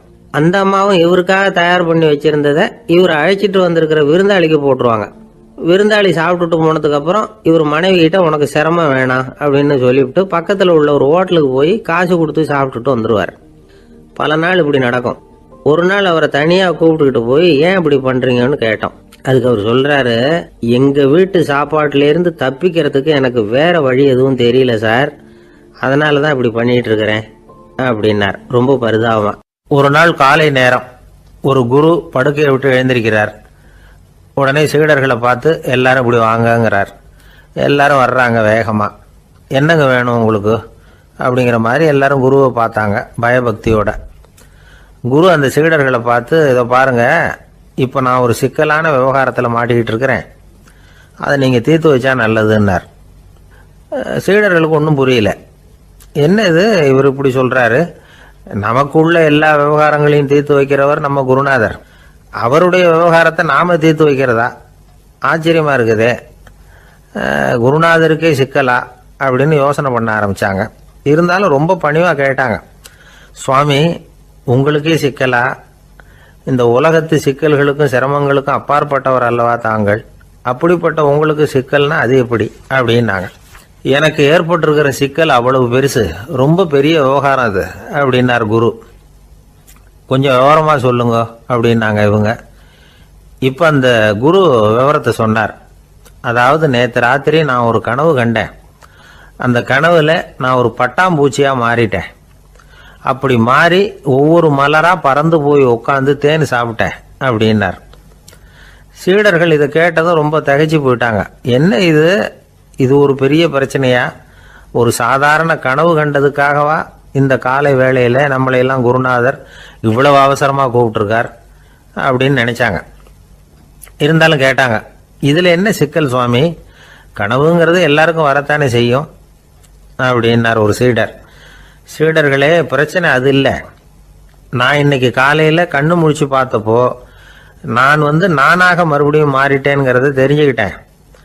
இதுல சிக்கல் என்னன்னா, இப்ப அந்த பட்டாம்பூச்சி தான் நானா ஆயிட்டதாக கனவு கண்டுகிட்டு இருக்கா அப்படிங்கிறது தான். ஒரு மனுஷன் பட்டாம்பூச்சி ஆகிறதாக கனவு காண முடியுங்கிறப்போ அந்த பட்டாம்பூச்சியும் மனுஷனா ஆகிறதாக கனவு காண முடியும் இல்லையா? இப்ப எனக்கு யதார்த்த நிலை தெரியணும், எது நிஜம்னு தெரியணும். நேத்து ராத்திரி நான் கண்டது கனவா அல்லது இது பட்டாம்பூச்சி கண்டுகிட்டு இருக்கிற கனவா? இதுதான் குரு கேட்ட கேள்வி. இதை கேட்டதும் சீடர்கள் ரொம்ப குழம்பி போயிட்டாங்க. சுவாமி, இதுவரைக்கும் நாங்க தூங்குறப்ப பாக்குறது கனவுன்னும் மூழ்கிட்டு இருக்கிறப்ப பாக்குறது நனவுன்னு நம்பிட்டு இருக்கிறோம். இப்போ எங்களை ரொம்ப குழப்பிட்டீங்க, இதுக்கு பதில் சொல்ல எங்களுக்கு சக்தி இல்லை அப்படின்னு சொல்லிவிட்டாங்களாம். அதுக்கப்புறம் அந்த குரு சொன்னாராம், நினைவு தான் முக்கியமான அம்சம். முடிவு கட்டம்னா பகலின் நினைவுகளை விட இரவின் கனவுகளே ரொம்ப உண்மை. ஒருத்தன் தூங்க போனா தூங்கிக்கிட்டே இருந்தா அவன் காணும் கனவு பொய்ங்கிறத அவன் உணர மாட்டான். ஒவ்வொரு கனவும் காணும் பொழுது அது ரொம்ப உண்மையாக தான் தெரியுது. ஒரு கனவு கூட உண்மை இல்லைன்னு கனவுல தோன்றுவதே இல்லை அப்படின்னார் குரு. அகில வாழ்வு அத்தனையும் சொற்பனம் கண்டாய் அப்படிங்கிறார் தாயுமானவர். ஆகையினால நம்ம கனவுலேருந்து நாம் என்னைக்கு முழிச்சிக்க போகிறோம் அப்படிங்கிறது தான் ஒரு முக்கியமான கேள்வி. ஒருத்தர் வந்தார், காலில் கட்டோடு வந்தார். என்னங்க காலில் கட்டுன்னு? சார், நேற்று ராத்திரி தூக்கத்தில் எங்கள் வீட்டு கூரையில் ஏணியை சாத்தி வச்சு இறங்கினப்போ வழுக்கி விழுந்து காலை உடச்சிக்கிட்டேன்னார். உங்கள் வீட்டில் தான் ஏணியே கிடையாது சார் அப்படின்னு. உண்மைதான் சார், நான் கீழே விழுந்து முழிச்சுக்கிட்டதுக்கு அப்புறம் தானே ஏணி இல்லைங்கிறது எனக்கு ஞாபகம் வந்தது அப்படின்னார். ஒரு ஊரில் ஒரு மன்னன் இருந்தான், கொடுங்கோல் மன்னன். நிறைய தொந்தரவு பண்ணிக்கிட்டு இருந்தான். அவன் ஒரு தடவை என்ன பண்ணான் தெரியுமா? ஒரு தப்பும் பண்ணாத ஒரு இளைஞனை பிடிச்சி ஜெயிலில் அடைச்சுட்டான். அந்த பையனோட சொந்தக்காரங்கள்லாம் ராஜா கிட்ட போனாங்க. அவன் ஒரு தவறும் பண்ணலை, அவனை விடுதலை பண்ணுங்க அப்படின்னு கெஞ்சி கேட்டுக்கிட்டாங்க. மன்னன் யோசனை பண்ணான். அந்த இளைஞனை கூப்பிட்டுக்கிட்டு வர சொன்னான். அவனை கொண்டாந்து ராஜா முன்னாடி நிறுத்தினாங்க. இதை பாருப்பா, உன்னை நான் விடுதலை பண்ணுவேன், ஆனால் ஒரு கண்டிஷன். அந்த நிபந்தனையை நீ நிறைவேற்றினா உனக்கு விடுதலை அப்படின்னா மன்னன். சரின்னு ஒத்துக்கிட்டான் பையன். மன்னன் கண்டிஷன் என்னங்கிறத சொன்னான். உங்ககிட்ட ஒரு செம்மறி ஆட்டை கொடுக்க போகிறேன். 1 மாதத்துக்கு அதுக்கு தேவையான தீனியையும் கொடுக்க போகிறேன். 1 மாதம் கழித்து அந்த ஆட்டை எடை போட்டு பார்ப்பேன். அந்த ஆட்டின் எடை கொஞ்சம் கூட கூடி இருக்கக்கூடாது. எடை கூடி இருந்தால் உனக்கு விடுதலை கிடையாது. என்ன சொல்கிற அப்படின்னா. பையனுக்கு ஒன்றும் புரியல, பயமாக போயிட்டுது. குழம்பிக்கிட்டே நின்றுக்கிட்டு இருக்கிறான். சரி, ஒரு நாள் டைம் தரேன், நல்லா யோசனை பண்ணி பார்த்துட்டு நாளைக்கு உன் முடிவை சொல்லு அப்படின்னா மன்னன். பையன் கவலையோடு வெளியில் வந்தான். அங்கே ஒரு பெரியவர் நின்றுக்கிட்டு இருந்தார். அவர்கிட்ட விஷயத்தை சொன்னான். அந்த பெரியவர் இந்த பையனுக்கு காதோட காதாக ஒரு வழியை சொல்லி கொடுத்தார். அதை கேட்டதும் பையன் மறுபடியும் மன்னன் முன்னாடி நின்னா, உங்கள் நிபந்தனையை ஏற்றுக்கிறேன்னு சொன்னான். மன்னன் ஒரு ஆட்டுக்குட்டியையும் அதுக்கு 1 மாதத்துக்கு தேவைப்படுற தீவனத்தையும் கொடுக்கும்படியாக உத்தரவு போட்டான். கொடுத்தாங்க, ஓடிட்டு போயிட்டான். 1 மாதம் தினமும் தவறாமல் அந்த தீவனத்தை ஆட்டுக்குட்டிக்கு போட்டுக்கிட்டு இருக்கிறான். 1 மாதம் கழித்து அந்த ஆட்டை அரண்மனைக்கு ஓட்டிகிட்டு போனான். மன்னன் அதை எடை போட்டு பார்க்குறான், எடை கூடவே இல்லை, அப்படியே தான் இருக்குது. உடனே போட்ட நிபந்தனைப்படி அந்த இளைஞனை விடுதலை பண்ணிவிட்டான். சரி, ஆட்டுக்கு எடை கூடாமல் இருக்கிறதுக்கு அந்த பெரியவர் சொல்லி கொடுத்த யோசனை என்ன அப்படின்னா, அது வேற ஒன்றும் இல்லை. அந்த ஆட்டுக்கு எதிரில் அது கண்ணில் படுற மாதிரி ஒரு ஓநாயை கட்டி போட சொன்னார். அவ்வளவுதான். ஆட்டுக்கு ஓநாய்ங்கிறது பிறவி பகை. ஓநாயை பார்த்தா ஆடு நடுங்க ஆரம்பிச்சிரும், அவ்வளவு பயம். தினமும் அந்த ஆடு பயந்துகிட்டே தீனி சாப்பிட்டுது, எடை கூடல. அதுதான் ரகசியம். இது சின்ன பிள்ளைங்களுக்கான ஒரு கதை. இதிலிருந்து தெரிஞ்சுக்க வேண்டிய உண்மை என்னன்னா, நாமெல்லாம் சாப்பிட்றப்ப மனசும் உடம்பும் அமைதியா இருக்கணும். அப்பதான் அது உடம்புல ஒட்டும். அவசரத்திலையும் பயத்திலையும் சாப்பிட்டா அது சரியா ஜீரணமாகாது. இன்னொரு ராஜா இருந்தார். அவரும் ஒரு இளைஞனை ஜெயிலில் அடைச்சு விட்டார். விடுதலை பண்ணணும்னா ஒரு கண்டிஷன்னார். என்னன்னு கேட்டான். ஒரு ஆட்டுக்குட்டியை அவன் முன்னாடி கொண்டாந்து நிறுத்துவேன், நீ அதுகிட்ட ஒரு கேள்வி கேட்கணும், அதுக்கு சரியான பதிலை சொல்லணும். அப்படி செஞ்சுட்டா உனக்கு விடுதலைன்னார். இளைஞன் யோசனை பண்ணி பார்த்தான். சரின்னு ஒத்துக்கிட்டான். அது பிரகாரமே ஆட்டுக்குட்டியை பதில் சொல்ல வச்சுட்டான். என்ன நடந்தது தெரியுமா? ஆட்டுக்குட்டியை கொண்டாந்து நிறுத்தினாங்க. இவன் மெதுவாக அதுகிட்ட போனான். அது காதுகிட்ட போய் ஏப்ரலுக்கு அடுத்த மாதம் என்ன மாதம்னு கேட்டான். அது உடனே மேன்னு கத்திச்சு. இவன் விடுதலை ஆயிட்டான். ஒரு ஊரில் ஒரு குரு இருந்தார், ஜென் குரு.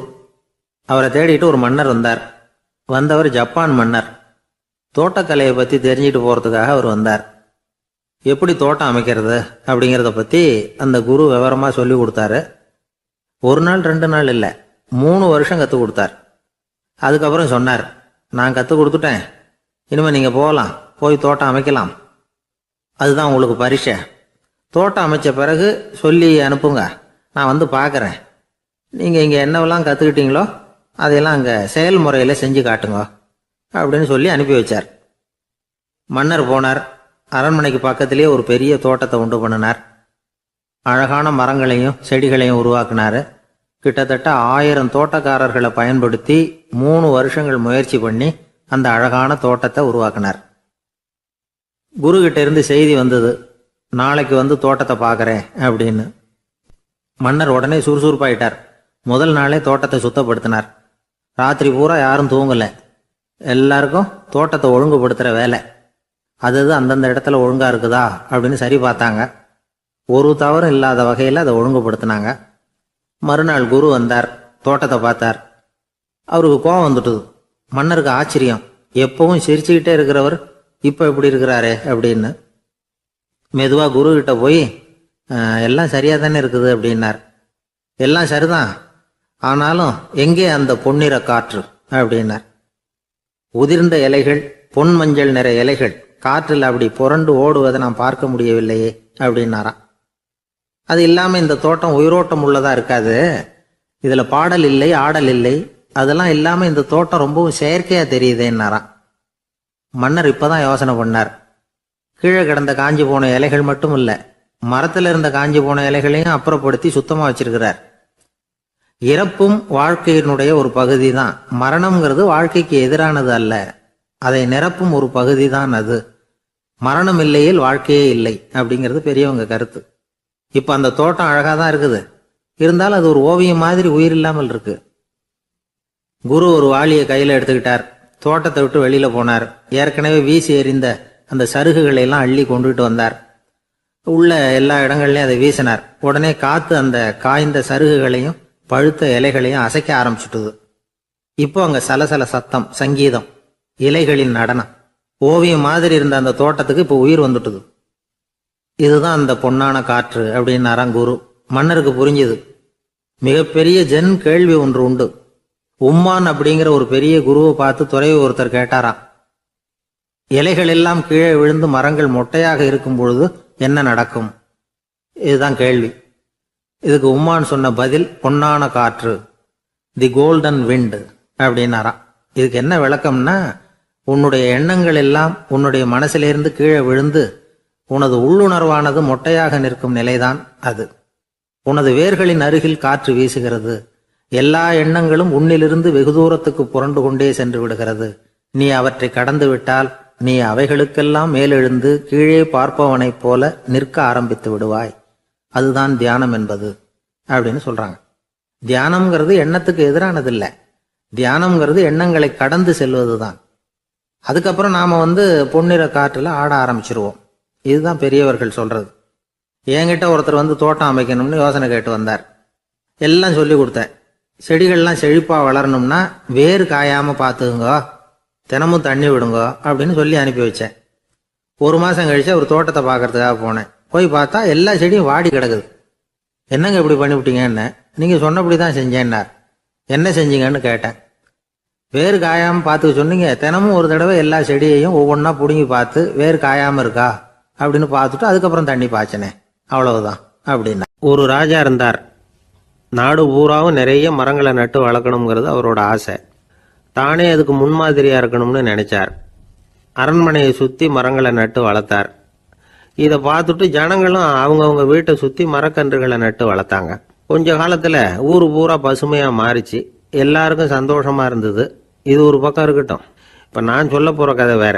அதாவது அந்த ராஜா ஒரு நாள் தன்னுடைய அரண்மனையை சுத்தி இருக்கிற விதவிதமான மரங்களை எல்லாம் போய் பார்த்தார். எப்படி இருக்கிறீங்க அப்படின்னு ஒவ்வொரு மரத்துக்கிட்டையும் விசாரிச்சாராம். எந்த மரமும் சந்தோஷமா இருக்கிறதா தெரியல. அதுக்கும் மனசுல ஒரு குறை. முதல்ல ஆலமரத்துக்கிட்ட போனார். அது சொல்லிச்சு, மண்ணா நான் நல்லா பெருசா வளர்ந்துருக்கிறேன், அடர்த்தியா இருக்கிறேன், கிளையெல்லாம் 4 பக்கமும் நல்லா படர்ந்து தான் இருக்குது, இருந்தாலும் எந்த பிரயோஜனமும் இருக்கிறதா தெரியல எனக்கு. என்னுடைய பழம்லாம் ரொம்ப சின்னதா இருக்குது, என் கண்ணுக்கு சரியா புறப்பட மாட்டேங்குது. நான் இருக்கிற சைஸுக்கு என்னுடைய கிளையில இருக்கிற பழம்லாம் எவ்வளவு பெருசா இருக்கணும், அது இத்தினூண்டு இருக்கிறது எனக்கு பெரிய அவமானமா இருக்கு. இப்படி இங்க நின்றுகிட்டு இருக்கிறதே ரொம்ப கூச்சமா இருக்கு. ஒரு நல்ல புயல் வந்ததுன்னா பேசாம சாஞ்சு விடலாமான்னு பாக்குறேன் அப்படின்னு புலம்புது ஆலமரம். சரி இருக்கட்டும்னு நினைச்சுக்கிட்டு ராஜா அடுத்தபடியா ஒரு அத்தி மரத்துக்கிட்ட போனார்.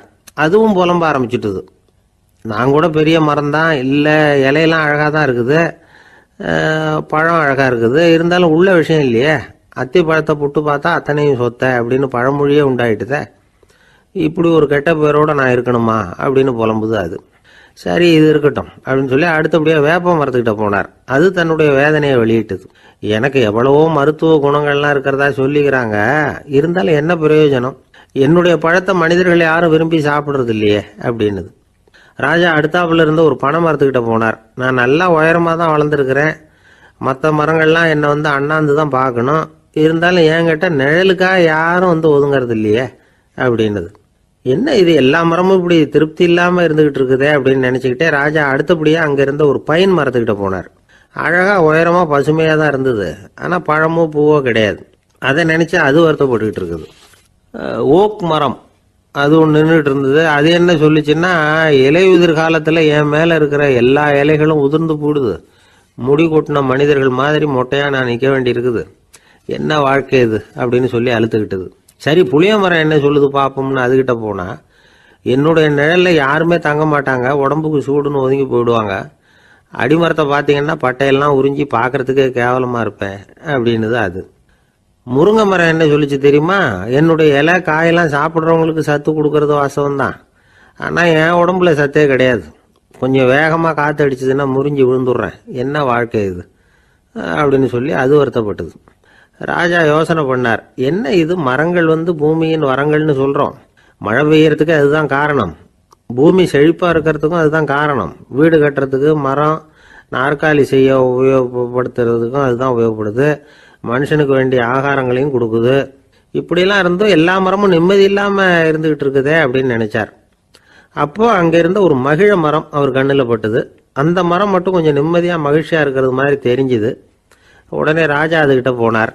உனக்கு மனசில் எதுவும் குறை இல்லையான்னு கேட்டார். இல்லை, நான் சந்தோஷமாக தான் இருக்கேன்னு அந்த மகிழ மரம். அப்படியான்னு ஆச்சரியமாக கேட்டார் ராஜா. ஆமாம் மன்னா, இந்த இடத்துல நீங்கள் ஒரு முருங்கை மரத்தையோ வேப்ப மரத்தையோ கூட நட்டிருக்கலாம், ஆனால் இந்த இடத்துல நடுறதுக்கு என்ன தேர்ந்தெடுத்திருக்கிறீங்க, அதுவே எனக்கு பெருமை, அதுவே எனக்கு திருப்தி அப்படின்னு தான் மகிழ மரம். மகிழ மரம் சாதாரணமாக தான் இருக்கும், இளம் மஞ்சள் நிறத்தில் பூக்கள், அது காய்ந்தும் மனம் வீசும். மகிழ மரம் மாதிரி மன திருப்தியோடு வாழறதுக்கு நாம் கற்றுக்கணுமா. நாம் இந்த உலகத்தில் ஒரு நாயாவோ நரியாவோ கூட பிறந்திருக்கலாம், மனுஷனாக பிறந்திருக்கிறோம், அதுவே பெருமை தானே. இந்த நிறைவு தான் மகிழ்ச்சியின் ரகசியம். ஒரு பையன் அப்பா கிட்ட போய், அப்பா நீங்கள் இந்த உலகத்தில் ஒரு மனுஷனாக பிறந்தது என்னோட அதிர்ஷ்டம் நானா. ஏண்டா அப்படி சொல்கிறேன்னு இருக்கார் அப்பா. நீங்கள் ஒரு கரடியாக பிறந்திருந்தா இந்நேரம் நானும் ஒரு கரடி குட்டியாக தானே இருந்திருப்பேன் அப்படின்னு நானா பையன். ஒரு ஊரில் ஒரு ஞானி இருக்கிறார், ரொம்ப பெரிய ஞானி, ரொம்ப வயசாயிட்டுது. கடைசி காலத்தில் அவர்கிட்ட சில பேர் வந்தாங்க. உங்கள் குரு யார் அப்படின்னு கேட்டாங்க. அவர் நிமிர்ந்து பார்த்தார். எனக்கு ஆயிரக்கணக்கான குருமார்கள் உண்டு, அவங்க பேரெல்லாம் சொல்லணும்னா இந்த காலம் பத்தாது, ஆனால் முக்கியமான ஒரு 3 பேரை பற்றி மட்டும் உங்களுக்கு சொல்கிறேன் அப்படின்னாராம். அப்புறம் சொன்னார், அந்த 3 பேரில் ஒருத்தன் ஒரு திருடன். ஒரு சமயம் ஒரு பாலைவனம் வழியாக நான் போய்கிட்டு இருந்தேன். அப்போது வழி தவறி போய் ஒரு கிராமத்துக்கு போயிட்டேன். அது இருட்டு நேரம், நடு ராத்திரி, ஊரே உறங்கி போச்சு. அந்த நேரத்தில் ஒரு ஆள் மட்டும் ஒரு வீட்டு சுவத்தில் ஏதோ பண்ணி உள்ளே நுழையிறதுக்கு முயற்சி பண்ணிகிட்டு இருக்கிறான். அவங்கிட்ட போய் நான் இன்னைக்கு இங்கே எங்கே தங்க முடியும் அப்படின்னு கேட்டேன். அதுக்கு அவன், இந்த ராத்திரி வேளையில் அது ரொம்ப சிரமம், ஒரு திருடனோட உங்களால் தங்க முடியும்னா நீங்கள் என்னோட தங்கலாம் அப்படின்னா. நான் அவங்க கூட 1 மாதம் தங்கியிருந்தேன். ஒவ்வொரு நாள் ராத்திரியும், இப்போ நான் என்னுடைய வேலைக்கு போகிறேன், நீங்கள் ஓய்வு எடுத்துக்கோங்க அப்படின்னு சொல்லிவிட்டு போவான். அவன் திரும்பி வந்த உடனே உனக்கு ஏதாவது கிடைச்சிதான்னு நான் கேட்பேன். அதுக்கு அவன், இன்னைக்கு ராத்திரி ஒன்றும் இல்லை, நாளைக்கு மறுபடியும் முயற்சி பண்ணுவேன் அப்படின்பா. எப்பவும் அவன் நம்பிக்கை இழந்ததே கிடையாது, எப்பவும் சந்தோஷமாகவே இருப்பான். நானும் ரொம்ப காலமாக தியானம் பண்ணிக்கிட்டே இருந்தேன், ஒன்றுமே நடக்கலை. ஆனால் நான் என்ன பண்ணேன் தெரியுமா, மனசு வருத்தப்படும், நம்பிக்கை இழந்துருவேன். அப்போல்லாம் அந்த திருடனுடைய விடாமுயற்சி தான் ஞாபகத்துக்கு வரும். அதனால் அந்த திருடன் எனக்கு ஒரு குரு. என்னுடைய 2வது குரு யாருன்னா அது ஒரு நாய். இது எப்படின்னா, ஒரு சமயம் எனக்கு ரொம்ப தாகமாக இருந்தது, ஒரு நதியை நோக்கி போய்கிட்டு இருந்தேன். அப்போ ஒரு நாயும் வந்தது, அதுக்கும் தாகம், ஓடி வந்து ஆற்றை பார்த்துது. அதோட நிழல் ஆற்றுல தெரிஞ்சுது. அதை பார்த்ததும் பயந்துட்டுது. அதாவது அது தன்னுடைய சொந்த உருவத்தையே கண்டு பயந்தது. அதை பார்த்து குறைக்குது, திரும்பி ஓடிச்சு. ஆனால் அதுக்கு தாகம் அதிகமாக இருந்ததுனால அது மறுபடியும் திரும்பி வந்தது. பார்த்தா மறுபடியும் தண்ணியில் நாயோட உருவம் தெரியுது. இப்படி சில தடவை பண்ணிச்சு, இருந்தாலும் கடைசியில் தண்ணியில் குதிச்சுட்டுது துணிஞ்சி. இப்படி குதிச்ச உடனே அதோட உருவமும் மறைஞ்சுட்டுது. இதை பார்த்தேன். நான் என்ன புரிஞ்சுக்கிட்டேன்னா, எவ்வளவுதான் பயம் இருந்தால் கூட ஒருத்தன் தைரியமாக காரியத்தில் இறங்கணும் அப்படிங்கிறத புரிஞ்சுக்கிட்டேன். இந்த போதனை அந்த நாய்கிட்ட இருந்து எனக்கு கிடைச்சிது. இது ஒன்று. அடுத்தது என்னுடைய 3வது குரு யாருன்னா, அது ஒரு சின்ன குழந்தை. நான் ஒரு சமயம் ஒரு நகரத்துக்கு போனேன். அங்கே ஒரு குழந்தை எரிகிற மெழுகுவத்தி ஒன்று எடுத்துக்கிட்டு வந்தது. நான் அந்த குழந்தைய பார்த்து வேடிக்கையாக கேட்டேன், ஏன் பாப்பா இந்த மெழுகுவத்தியை நீயாவே கொளுத்துனியா அப்படின்னு கேட்டேன். ஆமான்னுது அந்த குழந்தை. சரி, இந்த மெழுகுவத்தி முன்னாடி எரியாமல் இருந்தது, இப்போ எரியுது. இந்த மெழுகுவத்திக்கு வெளிச்சம் எங்கேருந்து வந்தது, அதை எனக்கு காட்ட முடியுமா அப்படின்னு கேட்டேன் அந்த குழந்தைகிட்ட. இதுக்கு அந்த குழந்தை சிரிச்சுக்கிட்டு அந்த மெழுகுவத்தியை ஊதி அணைச்சுட்டுது. அதுக்கப்புறம் என்னை பார்த்து கேட்டுது, இப்போ இந்த மெழுகுவத்தியின் வெளிச்சம் போனதை பார்த்தீங்க இல்லையா, அது எங்கே போச்சுன்னு எனக்கு சொல்லுங்க அப்படின்னுது. அந்த குழந்தை இப்படி கேட்டதும் என்கிட்ட இருந்த ஆணவம் அழிஞ்சுட்டுது. நான் படித்ததெல்லாம் அந்த வினாடியில் சுக்கு நூறாக போயிட்டுது. என்னுடைய முட்டாள்தனத்தை நான் உணர்ந்தேன் அப்படின்னு இவ்வளவும் அந்த ஞானி விவரமாக சொன்னாராம். அதனால் நாம் இன்னார்கிட்ட இருந்து தான் இதை கற்றுக்கணுங்கிறது இல்லை, யாருக்கிட்ட இருந்தும் எதையும் கற்றுக்கலாம். நம்மால் ஒருத்தன் ஒரு நாய் வளர்த்துக்கிட்டு இருந்தான். அந்த நாய்க்கு வால் கிடையாது. யாரோ ஏற்கனவே வெட்டி எடுத்துட்டாங்க. இந்த நாய் தான் சார் எனக்கு குரு, அதுகிட்டே இருந்து கூட நான் பாடம் கற்றுக்கிட்டு இருக்கிறேன் அப்படின்னா. அப்படி என்ன கற்றுக்கிட்டேன் இந்த வால் இல்லாத நாய்கிட்டே இருந்து அப்படின்னு கேட்டோம். நாம் யாருக்கிட்டையும் வாலாட்டக்கூடாது அப்படிங்கிற பாடத்தை அதுகிட்டே இருந்து தான் நான் கற்றுக்கிட்டேன் அப்படின்னா. ஒரு வயசான ஆள் நிலத்தில் ஏறு ஊதுகிட்டு இருந்தாராம். கிழிஞ்சு போன ஒரு சின்ன துண்டை தான் இடுப்பில் கட்டியிருந்தாராம். தலையில் ஒரு கந்தலை சுற்றி இருந்தார். உடம்பு பூரா சேரு, ரொம்ப ஏழை. ஏறு ஓட்டிகிட்டு இருக்கிறவர் வேற எப்படி இருப்பார்? இருந்தாலும் அந்த ஆள் ரொம்ப ஜாலியாக பாட்டு பாடிக்கிட்டே ஏறு ஊதுகிட்டு இருந்தாராம். உடம்புல தான் அவர் ஏழையை தவிர மனசில் ஒரு ஏழையா தெரியல. அந்த சமயத்தில் அந்த நாட்டு ராஜா அந்த பக்கமாக குதிரை மேலே வந்தாராம். வேட்டைக்கு போயிட்டு பரிவாரங்களோட திரும்பி வந்துகிட்டு இருக்கிறார். ரொம்ப செல்வ செழிப்புல இருக்கிற ராஜா அவர். அவரு இந்த வயசான விவசாயியை பார்த்திருக்கார். இந்த ஆள் ரொம்ப ஏழைங்கிறது அவர் பார்த்தாவே பளிச்சுன்னு தெரியுது. கட்டிக்கிறதுக்கு நல்ல துணி இல்லை, உடம்போ இழைச்சி போயிருக்குது, வயிறு முதுகுல போய் ஒட்டிக்கிட்டு இருக்கு, கண்ணு குழி விழுந்து போயிருக்குது. ஆனாலும் முகத்தை பார்த்தா சந்தோஷமா இருக்கிற மாதிரி இருக்கு. இவ்வளவு உற்சாகமா பாடிக்கிட்டு இருக்கிறாரே அப்படின்னு ஆச்சரியமா நினைச்சு பார்த்தார் அந்த ராஜா. சரி, அவர்கிட்ட கொஞ்சம் பேச்சு கொடுத்து பார்க்கலாம் அப்படின்னு முடிவு பண்ணார். ஐயா பெரியவரே, இப்படி கொஞ்சம் வர முடியுமான்னாராம். பொழுது போறதுக்குள்ள நான் இந்த வயல் பூரா உழவு ஓட்டி ஆகணும், அதனால பேசுறதுக்கு நேரம் இல்லை அப்படின்னாராம் அந்த பெரியவர். என்ன அவ்வளவு அவசரமா? மீதி இருந்தா நாளைக்கு ஊதுவப்படாதா? அது சரி, உனக்கு எத்தனை ஏக்கர் நிலம் இருக்கு அப்படின்னு விசாரிச்சிருக்கார் ராஜா. எனக்குன்னு சொந்தமா உள்ளங்கை அளவு கூட நிலம் கிடையாது. இது எங்க முதலாளியோட நிலம். இதை பூராவும் ஊது முடிச்சாதான் அவர் கூலி கொடுப்பார். நான் கூலிக்கு ஊதுகிட்டு இருக்கிறேன். உங்ககிட்ட பேசிக்கிட்டு இருந்தா அவருக்கு துரோகம் பண்ணது மாதிரி ஆயிடும் அப்படின்னாராம். ராஜா குதிரையை விட்டு கீழே இறங்கினார். வரப்புல நடந்து அந்த பெரியவர் கிட்டேயே போனாராம். சரி, ஒரு நாள் பூரா ஊதான் உனக்கு எவ்வளவு கூலின்னு கேட்டிருக்கார். 8 அணா கூலி கிடைக்கும்னாராம் அவர். இது ரொம்ப காலத்துக்கு முன்னாடி நடந்த ஒரு சம்பவங்கிறதுனால அப்ப 8 அணா கூலிங்கிறது ரொம்ப பெருசு. இருந்தாலும் அதுவும் அந்த ராஜாவுக்கு பெரிய கூலியா தெரியல. இவ்வளவுதானா, இதை வச்சுக்கிட்டு நீ எப்படி காலம் தள்ளுற அப்படின்னாராம். ஒன்னும் கவலை இல்லை அப்படின்னாராம் அவரு. ராஜாவுக்கு ரொம்ப ஆச்சரியமா போச்சு. 8 அணா கூலி வாங்குற இந்த ஆளு கவலை இல்லாம இருக்கிறார், ஏராளமான வசதியோட இருக்கிறன்னா கவலை இல்லாம வாழ முடியலையே அப்படின்னு நினைச்சு பார்த்திருக்கார். அது சரி, 8 அணாவில் எப்படி குடும்பம் நடத்துற அப்படின்னு கேட்டாராம். எனக்கு கிடைக்கிற 8 அணாவில் 2 அணா குடும்பத்துக்கு செலவழிக்கிறேன், 2 அணா பழைய கடனுக்கு கொடுக்குறேன், 2 அணா தர்மம் செய்யறேன், 2 அணா வட்டிக்கு கொடுக்குறேன், ஒரு குறையும் இல்லைன்னாராம். ராஜாவுக்கு ஒன்றும் புரியல. எனக்கு ஒன்றும் புரியலேன்னு இருக்காரு. ஐயா, எனக்கும் என் மனைவிக்கும் 2 அணா செலவாகுது. வயசான அம்மா அப்பா இருக்கிறாங்க, சின்ன வயசுல என்னை காப்பாத்தினவங்க அவங்க.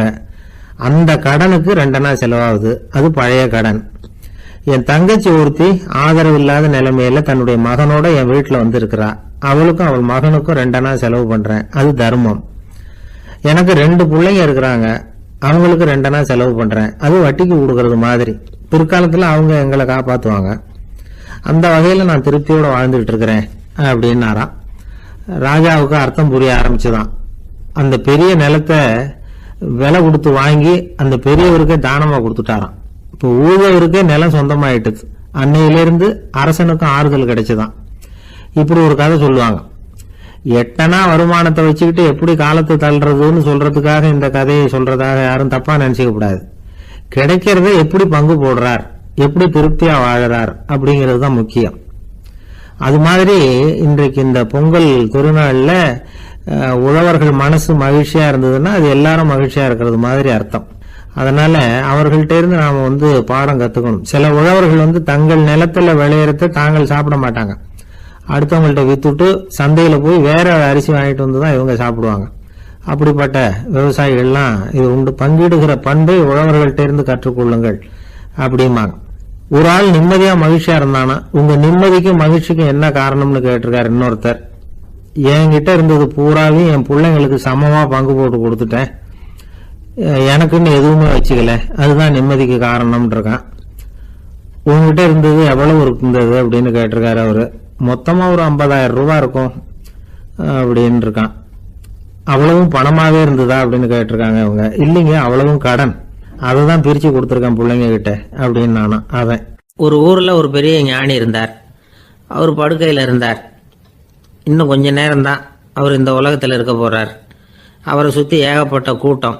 ஏற்கனவே அவருடைய உபதேசங்களை கேட்டவங்க பல பேர் அவரை சுத்தி நிக்கிறாங்க. அந்த ஞானி மெதுவா கண்ணை திறந்து பார்க்கிறார்.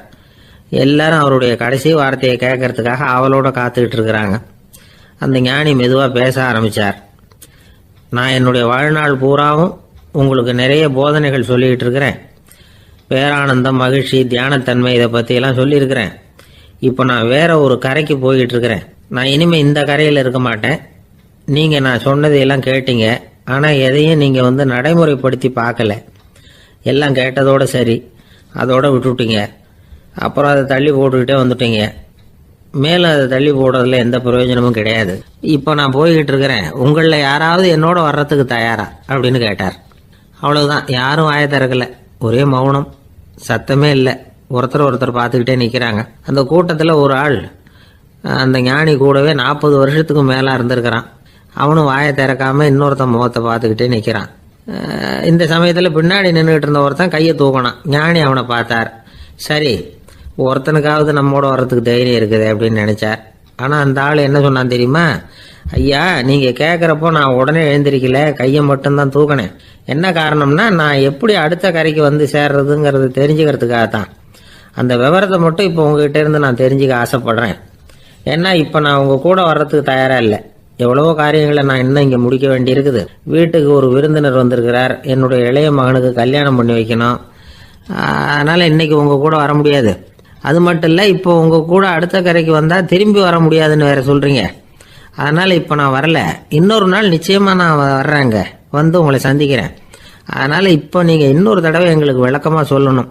ஏற்கனவே பல தடவை சொல்லியிருக்கிறீங்க. தயவு பண்ணி இப்போ ஒரு தடவை சொன்னீங்கன்னா சௌகரியமாக இருக்கும். அந்த அடுத்த கரையை அடையிறது எப்படி, இப்போ ஒரு தடவை அதை விளக்கமாக சொல்லிட்டீங்கன்னா நல்லா ஞாபகப்படுத்திக்குவேன். அது சரியான சமயம் வர்றப்போ இது எனக்கு உதவியாக இருக்கும் அப்படின்னு நானும். ஆனால் உண்மை என்ன தெரியுமா? அந்த சரியான சமயம் வரவே இல்லை அப்படிங்கிறது தான் உண்மை. இப்படி அந்த கதை முடியும். இந்த கதை அந்த ஒரு ஆளுக்கு மட்டும் இல்லை, கிட்டத்தட்ட எல்லாருக்குமே அது பொருந்தும் அப்படிங்கிறாங்க விவரம் தெரிஞ்சவங்க. எல்லாருமே அந்த சரியான தருணத்துக்காக தான் காத்துக்கிட்டு இருக்கிறாங்களாம். அதுக்காக ஜோசியம் பார்க்குறாங்க, கைரேகை பார்க்குறாங்க, நாளைக்கு என்ன நடக்குங்கிற ஆவலில் எல்லாரும் காத்துக்கிட்டு இருக்கிறாங்க. ஆனால் அந்த ஒரு நாள் ஒருபோதும் வரப்போகிறதில்ல. நீங்கள் தள்ளி போடுறதுக்காக பல அர்த்தமில்லாத காரணங்களை தேடுறீங்க அப்படிங்கிறார் ஒரு ஞானி. காத்திருக்கிறதுலேயே நம்ம காலம் ஓடி போயிடுது. ஏன்னா இன்னைக்கு நாம் சிந்திக்கிறது நாளைக்கு நாம் சிந்திக்கிறது இல்லை. ஒவ்வொரு நாளும் ஒவ்வொரு மாதிரி போயிடுது. நாளைக்கு மறுநாளை பற்றியே சிந்திக்கிறோம். இப்படியே அது பாட்டுக்கு போயிடும். கரையை தொட்டு பார்க்கறது எப்போ, இதுதான் கேள்வி. நமக்கு வேண்டியப்பட்ட ஒருத்தர் ஒரு ரயில்வே பிளாட்ஃபாரத்தில் நின்றுட்டு இருக்கிறார். அங்கே இருக்கிறவங்க கிட்ட கேட்குறாராம், விசாரிக்கிறார். ஏங்க கிழக்க போகிற ரயில் போயிட்டுதுங்களான்னாராம். போயிட்டுதுன்னு இருக்கிறாங்க. கொஞ்ச நேரம் கழிச்சு, ஏங்க மேற்க போகிற ரயில் போயிட்டுதுங்களான்னு கேட்டிருக்காரு. போயிட்டுதுங்களான் இருக்காங்க. அப்புறம் கொஞ்ச நேரம் கழிச்சு மறுபடியும் ஏங்க 10:30 மணி வண்டி போயிட்டுதான்னு கேட்டிருக்காரு. தொடர்ந்து காலையிலேருந்து சாயந்தரம் வரைக்கும் இப்படி ஒரே இடத்துல நின்றுட்டு கேட்டுக்கிட்டே இருக்கிறார். இதை பார்த்துக்கிட்டு இருந்த ஒருத்தர் அவர்கிட்ட வந்து, ஏங்க நீங்கள் எங்கே போகணும் அப்படின்னு கேட்டாராம். இவர் மெதுவாக சொன்னாராம், இந்த ரயில்வே லைனை தாண்டி அந்த பக்கம் போகணும் அப்படின்னாராம். ஆந்திர நாட்டில் ஒரு அரசர் இருந்தார். அந்த அரசர்கிட்ட ஒரு அமைச்சர் இருந்தார். அந்த அமைச்சர் பேர் ராயண பாஸ்கர். அவர் ஒரு பெரிய அறிவாளி. அது மட்டும் இல்லை, மிகச்சிறந்த கொடையாளி. யார் வந்து எது கேட்டாலும் இல்லைன்னு சொல்ல மாட்டாராம். அதன் காரணமாகவே அவர்கிட்ட இருந்த செல்வம் நாளுக்கு நாள் குறைஞ்சிக்கிட்டே வந்துட்டு தான். கடைசியில் குடும்பத்துக்குன்னு எதுவும் வைக்காமலே அவர் போய் சேர்ந்துட்டார். மகனும் இறந்துட்டார். அந்த குடும்பத்தில் மிஞ்சி இருந்தது அவருடைய மருமகள், ஒரு பேரன், அவ்வளவுதான். இருந்த ஒரே சொத்து பழுதடைஞ்ச ஒரு வீடு. அந்த அம்மா மற்ற வீடுகளில் வேலை செஞ்சு தன்னுடைய பிள்ளைய படிக்க வச்சுக்கிட்டு வராங்க. அந்த புள்ள ஒரு பெரிய வள்ளலுடைய பேரன்கிறது அந்த பள்ளி வாத்தியார்களுக்கும் தெரியும். அதனால் அவங்களும் இவங்ககிட்ட கொஞ்சம் அன்பாகவும் அக்கறையாகவும் பழகி பாடம் சொல்லி கொடுத்துக்கிட்டு இருக்கிறாங்க. ஒரு நாள் ஒரு புகழ்பெற்ற கவிஞர் ஒருத்தர் அந்த பள்ளிக்கூடத்துக்கு வந்திருக்கிறார். ஆசிரியர்கள்கிட்ட பேசிக்கிட்டு இருந்தப்போ ஒரு செய்தியை சொன்னாராம்.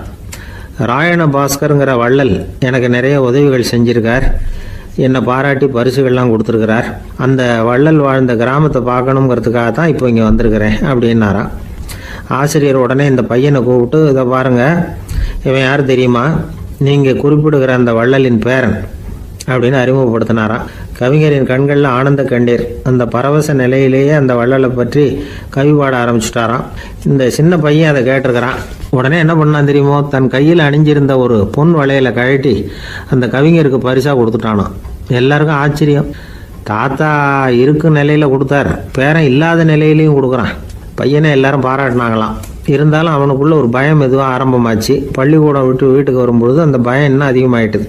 அம்மா என்ன சொல்லுவாங்களோ தெரியலையே, ஏதோ திடீர்னு தோணிச்சு வளையல கட்டி கொடுக்கணும்னு கொடுத்துட்டோம்.